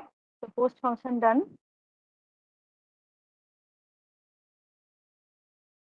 Handle submission means the post function completed. So similarly, we have to write the file change function. File change function, now I am not writing, the same function will be there, so that from the post file we can take directly. I'm now defining the gate function. Okay. here it is showing that handle file change, handle file upload, all these functions I need to declare. So that functions we will take from the courses file directly, as that those already declared. Now use effect I am using. Use effect function, why we are using? We will use this use effect to fetch all the data of your from the student profile whenever your form will be loaded. Okay, whenever your page will be loaded. Whenever you are making changes, then your this student data, anything you are changing, then it will load automatically, and this use effect function will be called. Okay.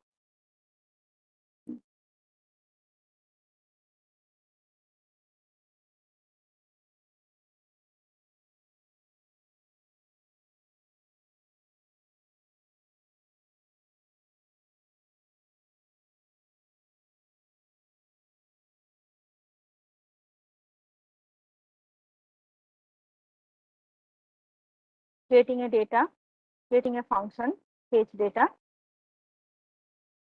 is equal to, again it will call one callback function. Callback function, all the data fetching, everything should be within try catch.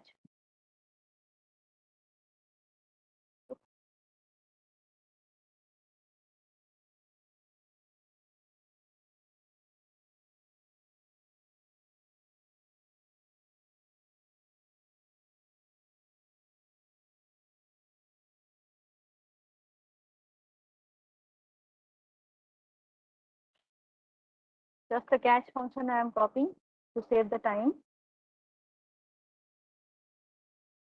Now within try, we need to declare a variable at first, is equal to, it will call the axios dot get function. Okay, to fetch all the data, we need axios dot get function. Now this get function again will take the path. Okay, that path we have copied.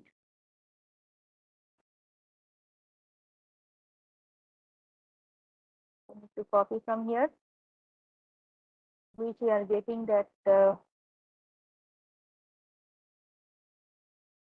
values.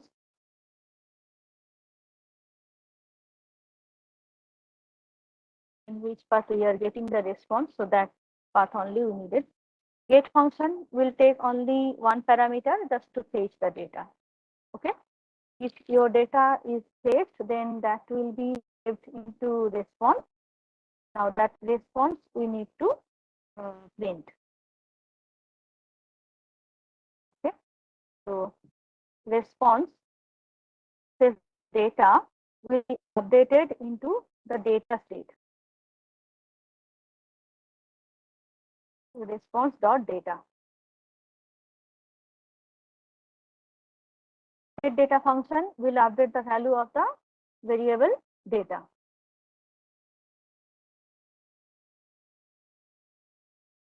Okay. Now still the file handling changes that is showing, so that functions I am taking from the courses file.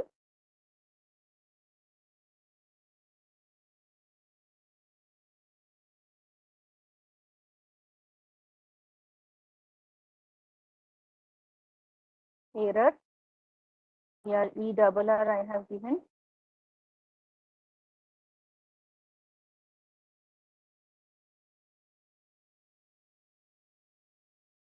Solving the errors are also we have to learn.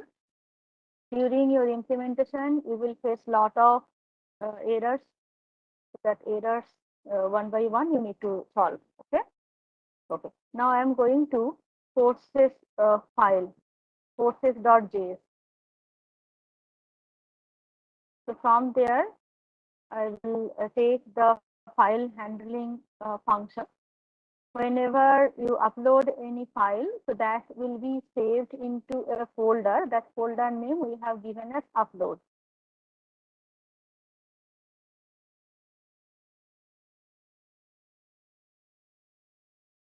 Okay. As our status is state name was file and function name was set file. So handle file upload,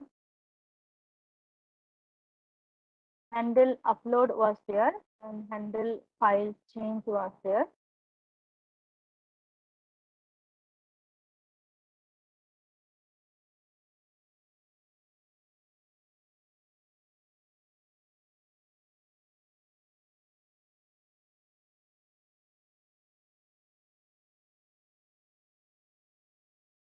So from our courses.js file, just I am taking these two functions to profile.js. Here I am pasting.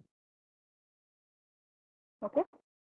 We need to check that what are the functions name. Handle upload, it was, yes, and handle file change. Use effect is not defined, and status, if status not defined. Okay. If status I have taken to check the file uploading status. So same state I am just declaring again.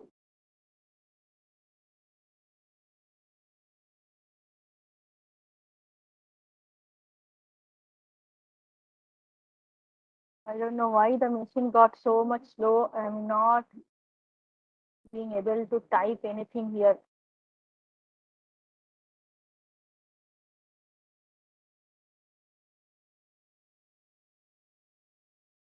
One typing is taking long time to update here.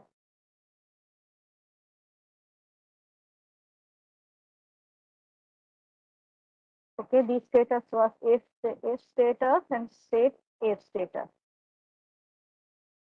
Okay, state if status will check that your file uploading status, file uploading is done successfully or not. Set if status.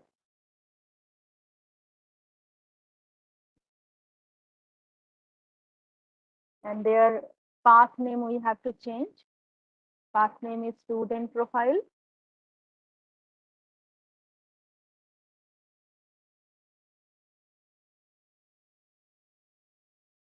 Student profiles.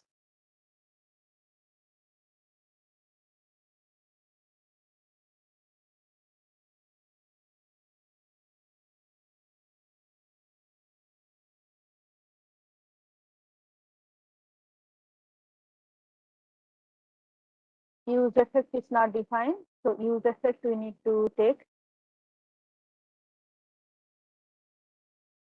Here automatic it should appear, but it is unfortunately not coming. So manually you just include here.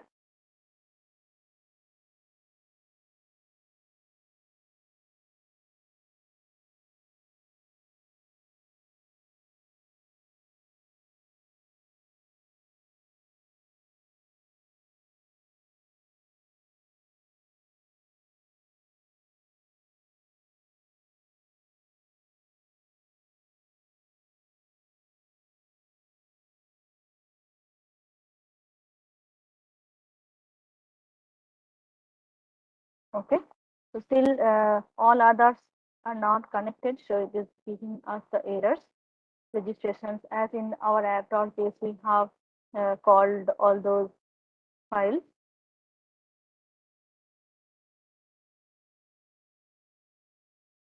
In app.js I'm just removing all those so that we get the output.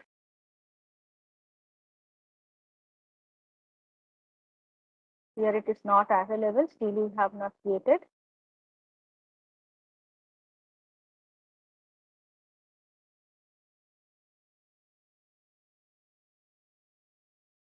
Just okay.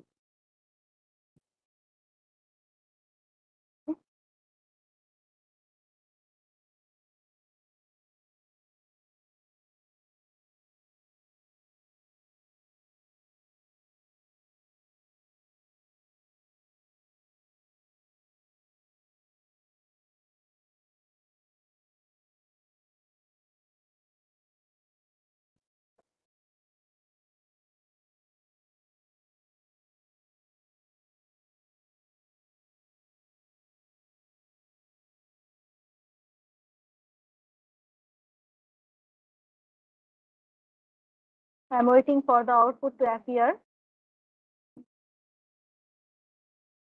I have just called in the index.js so that we can watch the output here.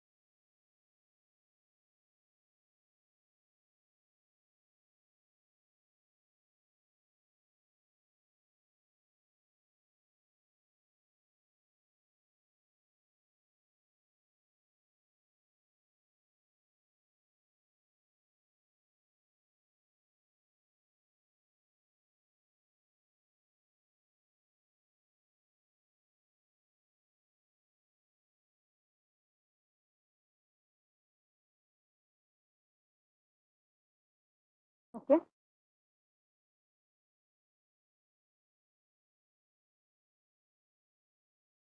I hope it is visible. We have used the grid and we have used the student name. So now we are getting such output for the student's profile. Now this is working or not, so that we have to check the post operations. Okay. Till now in our student profiles, no data. So it is showing me blank as because last time all are using uh, their own material MongoDB connectivity string only. So we are not using the previous string. So previous data is not available. So just giving a name.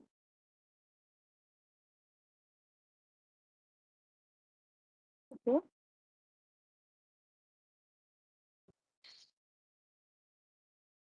Page.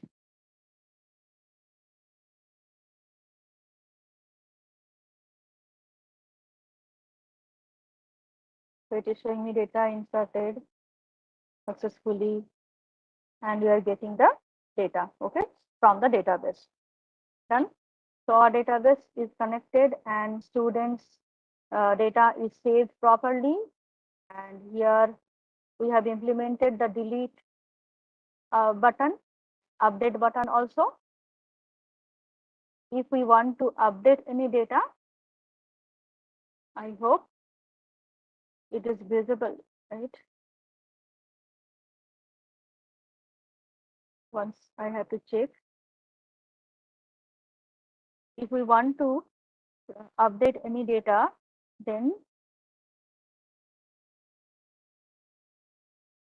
here in the space, we just provide anything data. Suppose I am writing anything, any bad data I am just giving,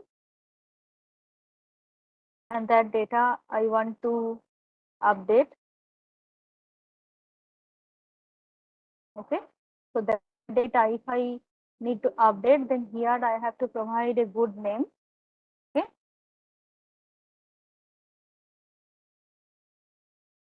a good name I need to provide, and there I'm providing a good age, a good subject. Okay, then just click on this update button.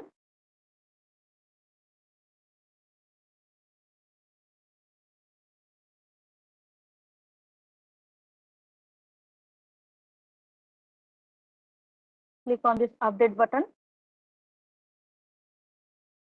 Okay, I have given one drop down alert message just to show that student data is updated successfully. Okay, so that student data will be updated now. Just I'm refreshing.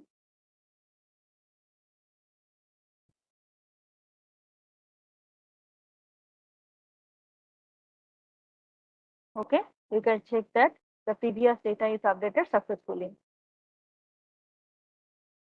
Okay,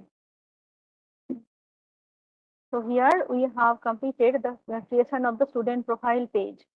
Now we have to create the navigation bar or nav bar. Okay, nav bar is already available in your Material UI website. Okay, go to Material UI.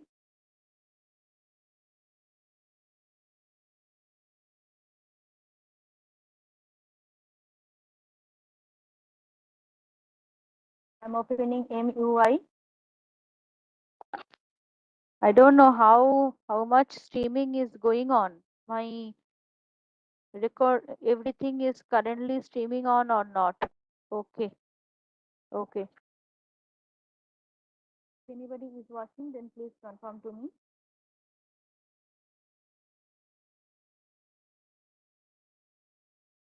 Okay. Now all of you open the Material UI nav bar or app bar, anything material, just go to Material UI website, not links, search here as app bar.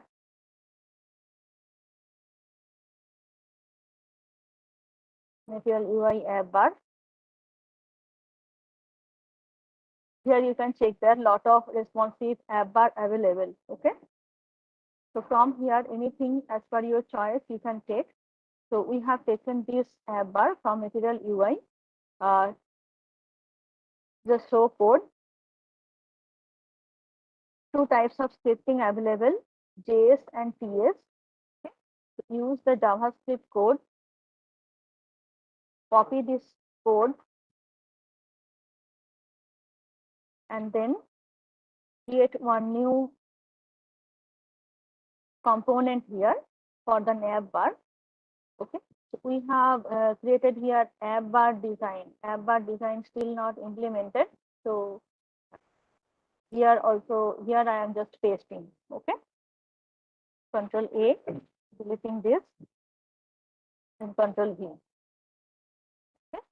So here I have just pasted, and it is showing me the component name as responsive app bar.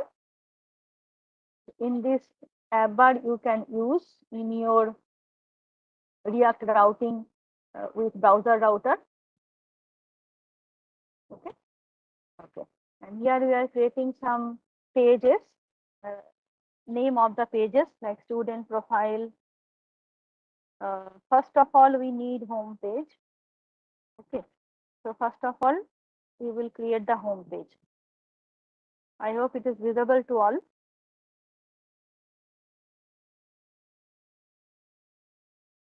Okay. First, we need to create home page. Then student profile. Then faculty profile. Then login button. Then registration. Registrar or registration. Okay, register. I'm giving us register. Register. So all these are page name or the menu name. What will appear? The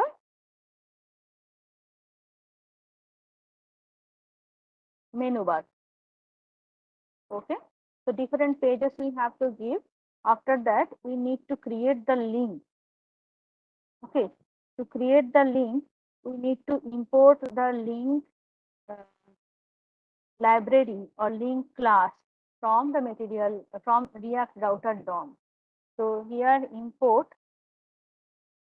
link from, I'm waiting for it recognition, but it is showing very slow. So I'm typing link from React router DOM. Okay. Now with the help of this link, we can create the link for the pages. Okay. So for the pages where the pages are declared in line number 19, all the menus are there. Okay. So here we have to create the link against all the page items. So in this line, we can create the link and that link will be closed after the page. Okay, that page should be within the link class. Done. Now this link we can link style and color, we can change little bit. So style equal to this, we are giving one style that text decoration. Okay, text decoration. You can write any decorative name and color of the link.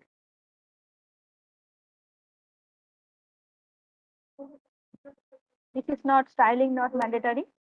Any style you can provide or not, that is not mandatory. Okay. After giving anything style, just we have to write the path name, how the path name will be created. Second bracket, as we will provide the value, so value should be kept within $sign. So dollar, second bracket, page. Okay. So with this name, your page will be created, and here will be one slash I have to provide, so that page name as a slash is appearing. Okay. Color colon. Okay.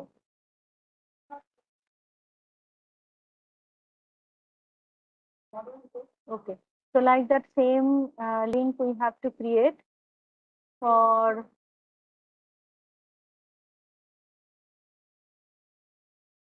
the settings also.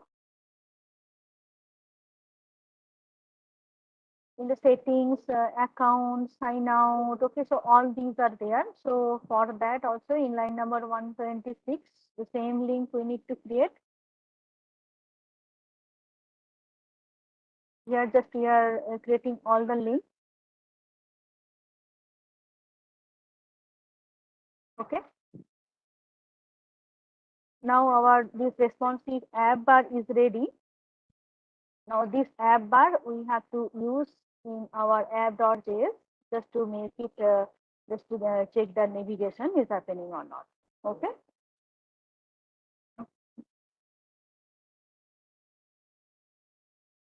For the home page, I have just a home one created, profiles page completed. Okay. The courses completed, and faculty, all those were there. So just here I have to go to now app.js. App.js, first of all, all these are previously discussed. So that's why I am not discussing anymore. Just in app.js, we need to import browser router, route, and routes. These three classes are required. These three classes are in their React router DOM. Okay. So from there, we need to import. After that, which components we want to link up. So that components we have to import. Okay. For registration, still we have not done anything. So registration, I'm just keeping here. Login also I have not created. So login I'm keeping class. Course are there.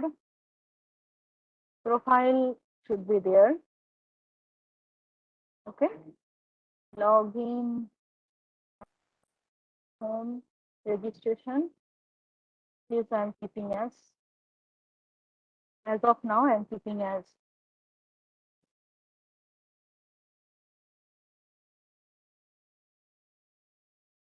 comment. Later on I will check. Just I want to check the output.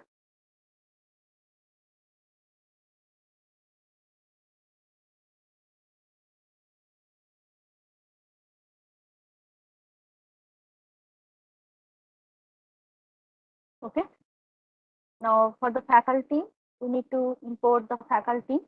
We need to create the root for the faculty.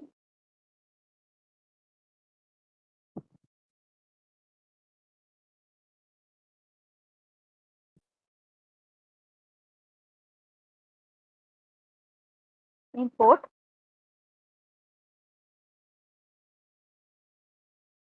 faculty Is it showing the faculty component? Always I'm waiting to recognize the component name.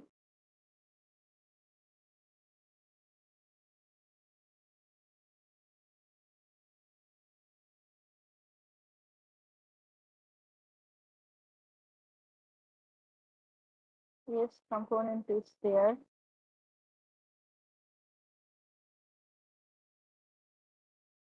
It is taking long time to save, and sometimes it is getting not responding also.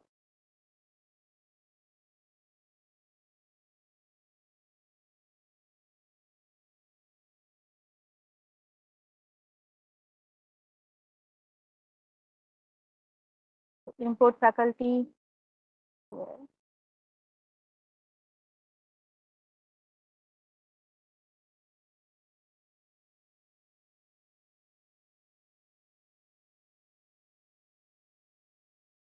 From this list, I am getting faculty.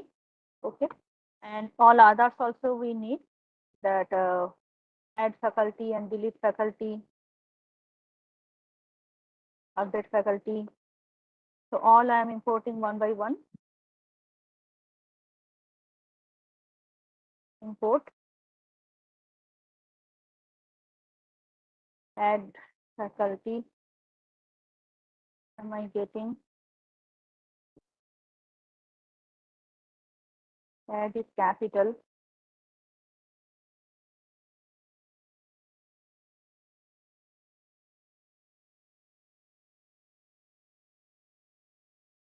Sometimes it is not recognizing.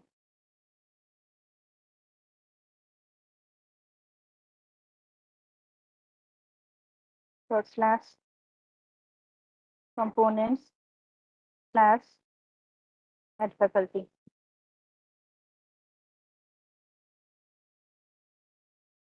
Import, delete faculty.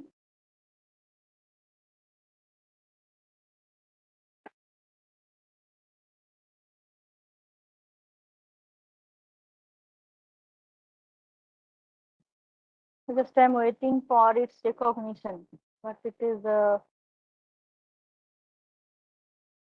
too much slow time.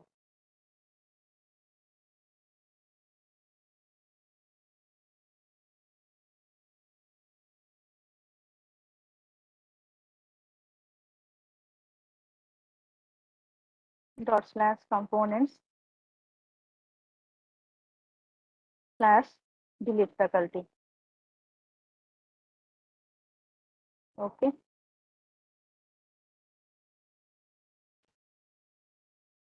For updating, just copying this.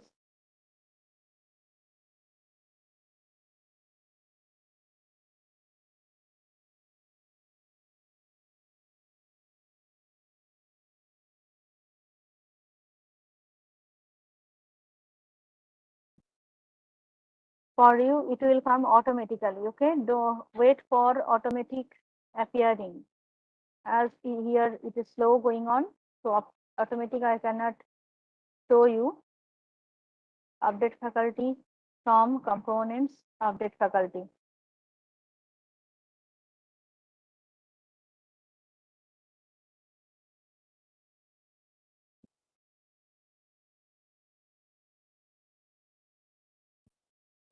Okay. So all this I like to link up with the faculty path. Okay. So here within the roots, at first we have to create the root for faculty.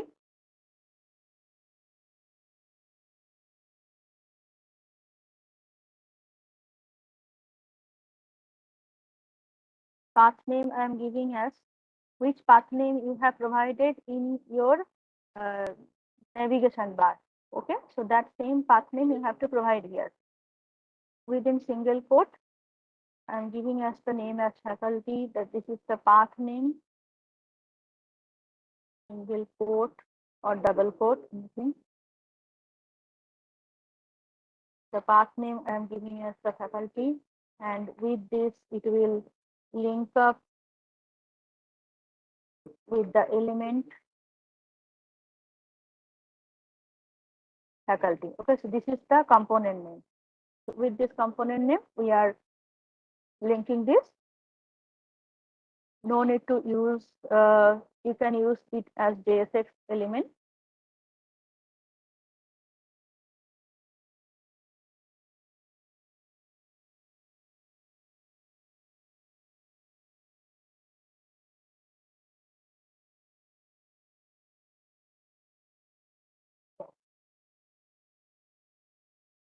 Now within this root, we need to create more other subroots, right? More other subroots for the addition of faculty and view faculty, updating faculty. I think this is already yesterday Gauss has shown that. Okay, now so that same path we can use here.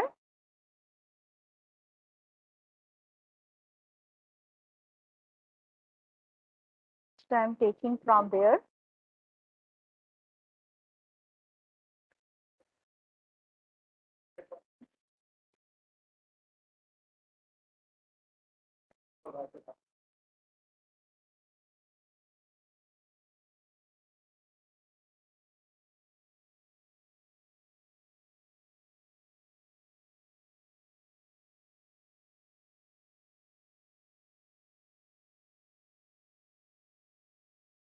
So previously, Gauss has implemented that inside the nav link.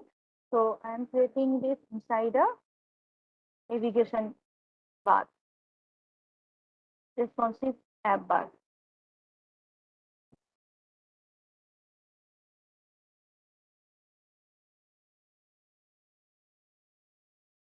Okay. After completing, I will show you from the beginning. Similarly, here we have to create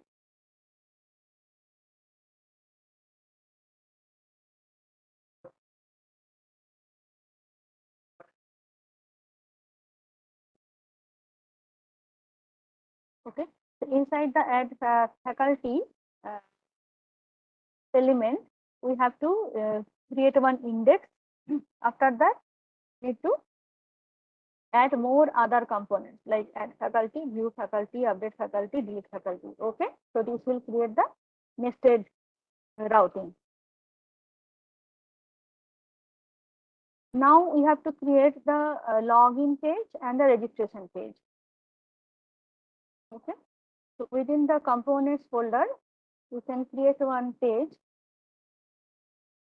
one new JS file, login. I have kept L as capital as because it will create the component with capital. So RFCC, just I am creating. I will write the code here for login, and similarly for the registration, I am creating one new file.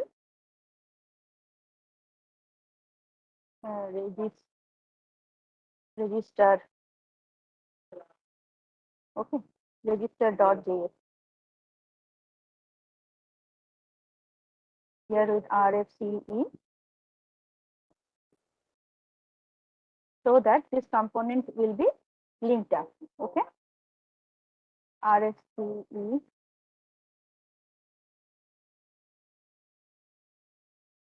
So two components we have completed.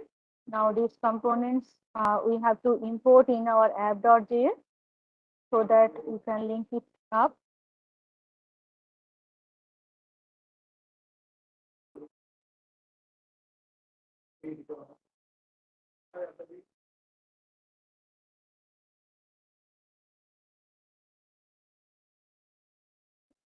Okay, so we have imported that.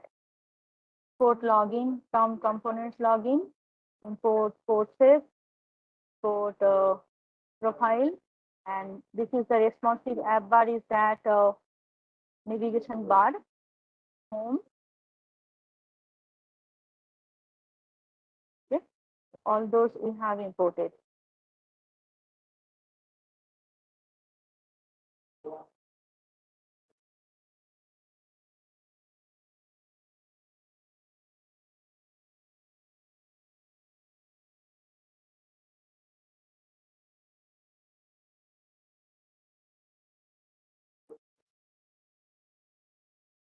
Now this app bar is available to me, that we have to check once. So for that, in our index.js file,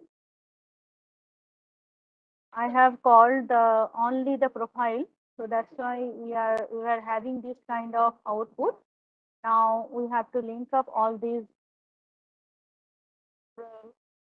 components into the app, and then app we have to display. Okay. So in place of profile, I'm displaying app.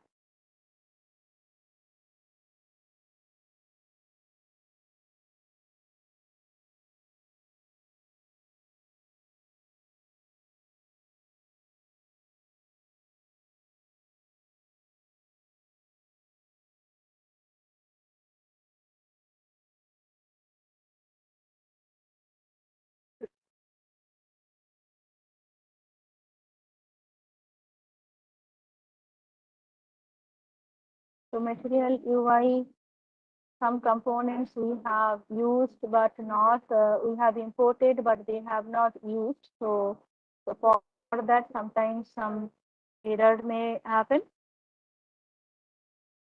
like divider, table body, table cell, table. So all these we have not used. So that's why it is showing us the error. Not error, it is showing some kind of warning. Okay. So here profile is not used in app.js. Going to app.js.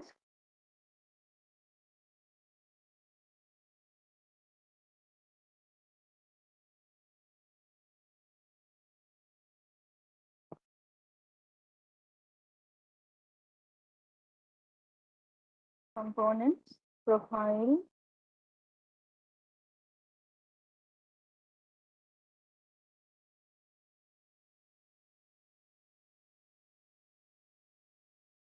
the path name is student profile and element is profile. Yes.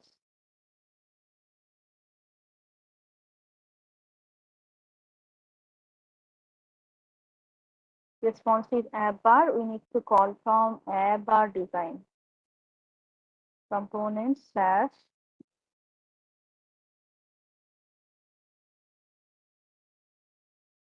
app bar design.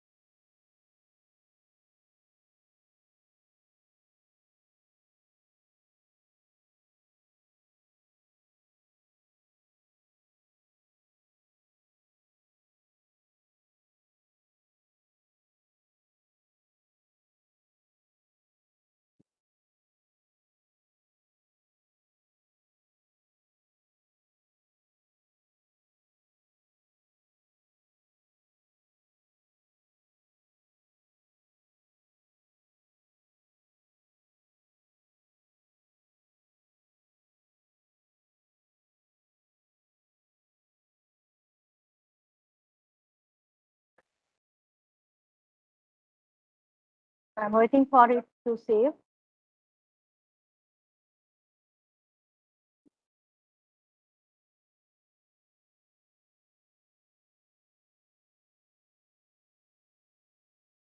Okay, so let it come. I'm waiting for the output.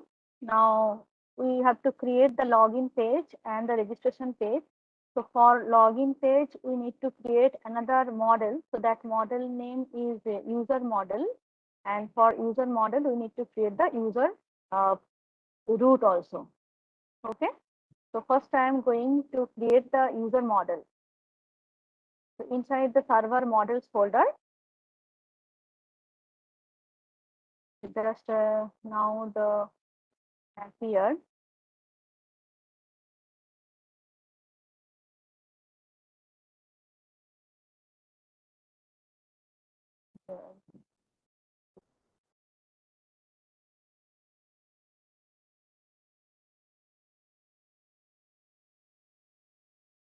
links are not coming. So we need to check that links are properly created or not. Just the menu bar is appeared. Okay. So here that link will be changed. So that we need to check.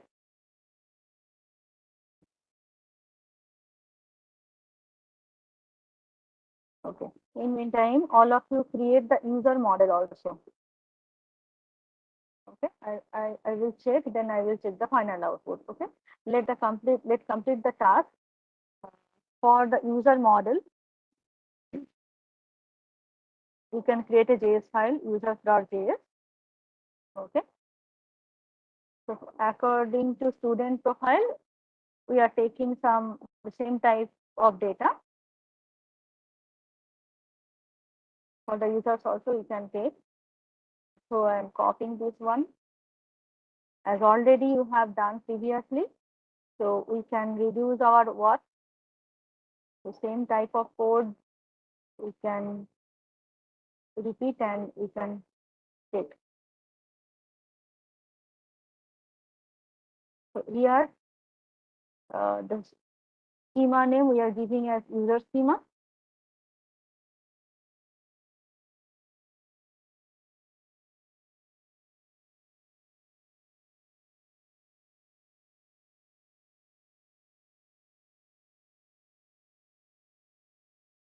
What will be the user values?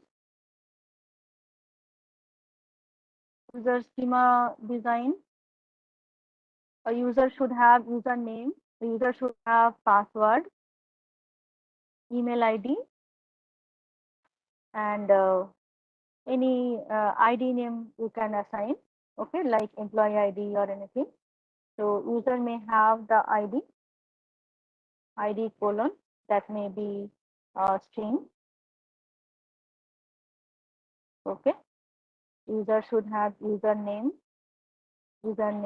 and if the username I must have to provide, then we have to make it as required, and it should be unique. Okay, so here I can specify that by using this second bracket. So type colon string, it should be required. So we are keeping as required.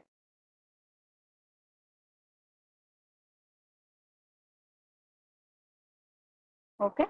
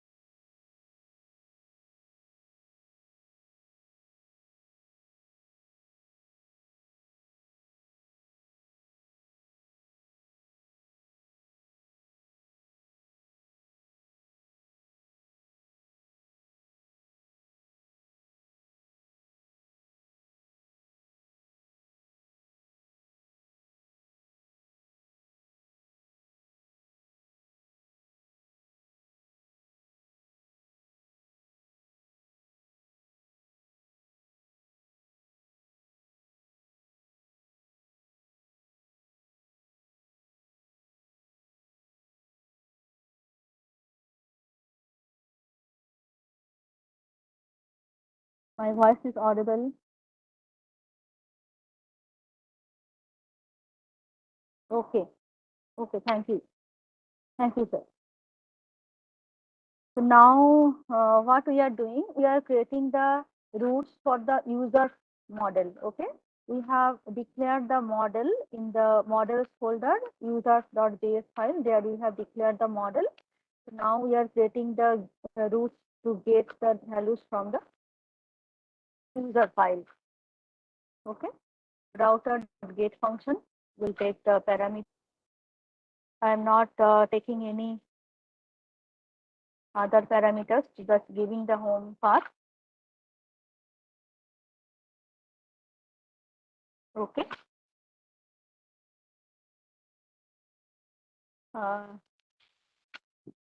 My screen is shared and voice audible.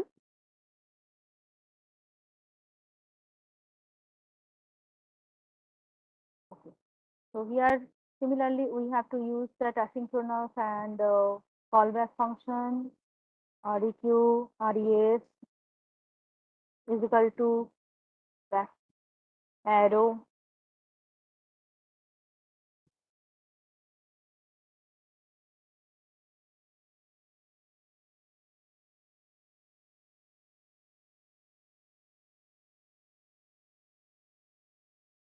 Same type of function.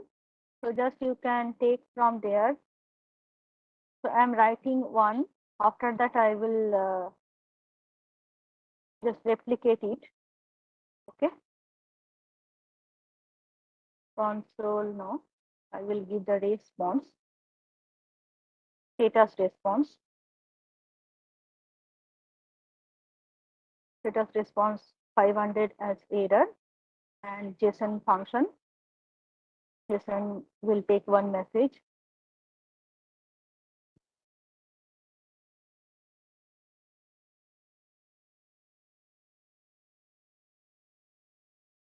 Error dot message.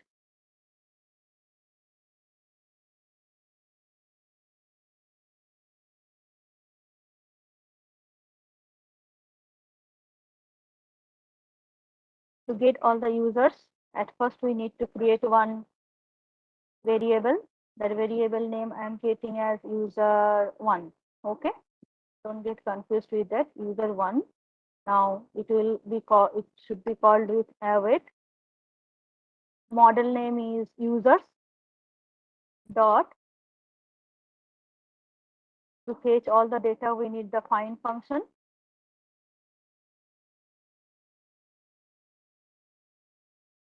Okay. After that, it will print in a JSON format.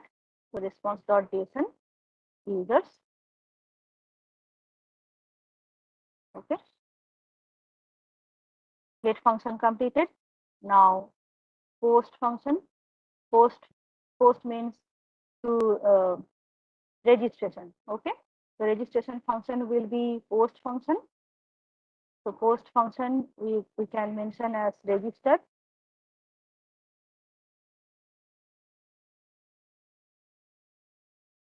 Register slash.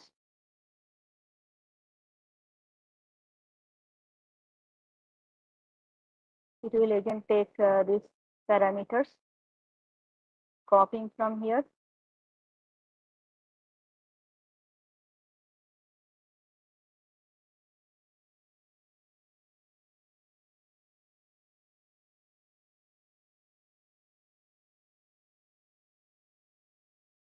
Now for registration, we require a new user.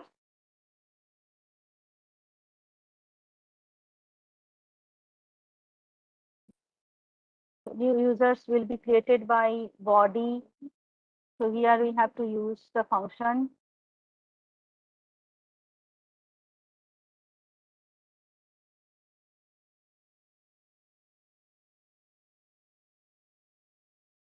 new users request.body.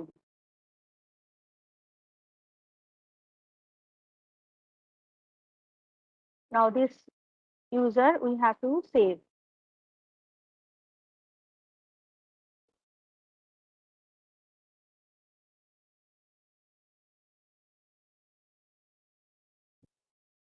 saving function should be called in asynchronous. Users1 dot save will create all the users. Okay. Now after that you can give a positive response or just you can print. Okay. Users1.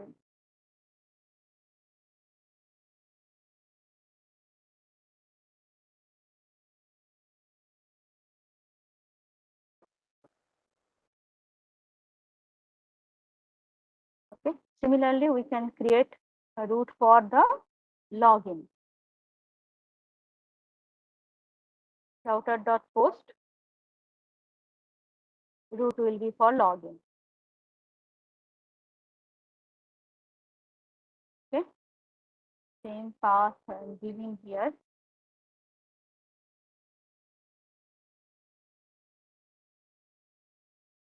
For login, what we require? Login also will be a post function. But for login, we need to check that the email ID and username. Okay. So login function will be little different. So for that, at first we are checking, we are taking the data from the body password. Okay. The password, response password is equal to, from the body section, we take the password.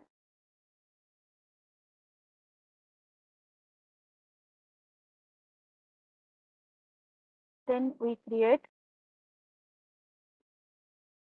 a variable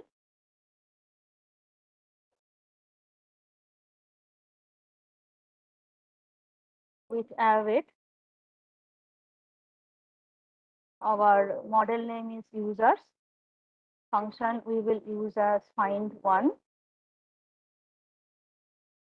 Within find1, we have to check that the user is present or not. So we have to check that this username is equal to what username we are giving from the body. Okay, request.body.username. If it is there, then we have to use if the user exists. Then in the user file, it would not be null, right? So we are checking that if this user is null or not. If the user is not null, then we can check that password matches or not. Okay. First we are searching username, then we are searching that the password is matching or not. Okay. If today all we cannot complete, the next day we will continue from here. Just how much I can complete, I am just doing.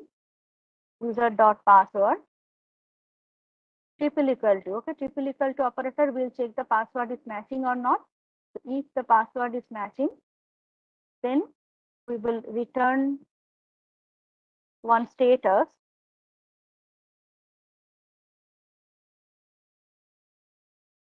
We will return one status with that it is success. Okay.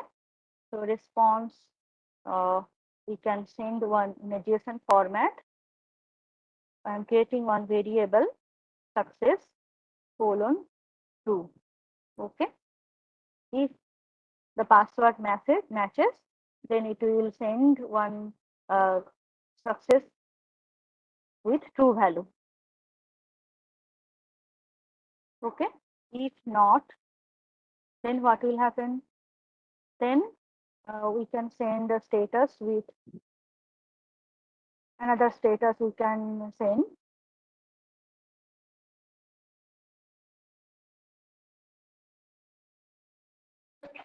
With error code, that means 400 error code.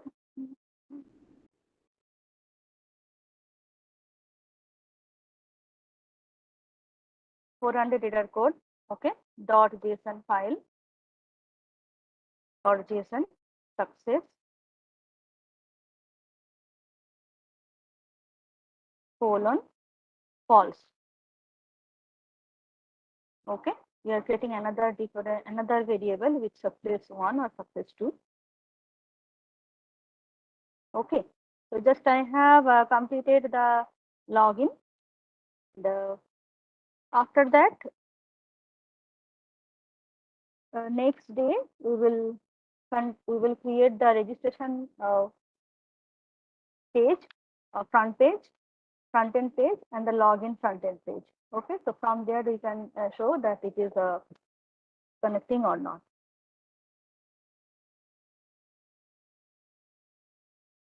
Okay. So here the recording will be stopped, I think. So I am not telling anything more.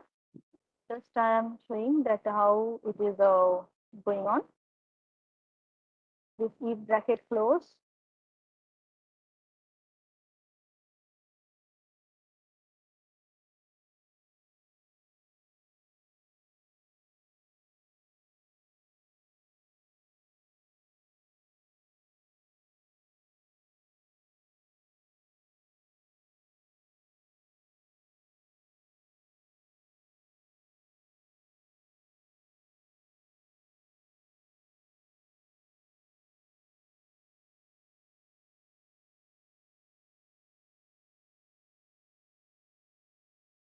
So after this, all of you please complete.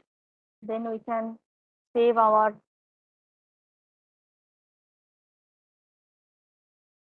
users data into our database, and tomorrow we will check rest of the parts.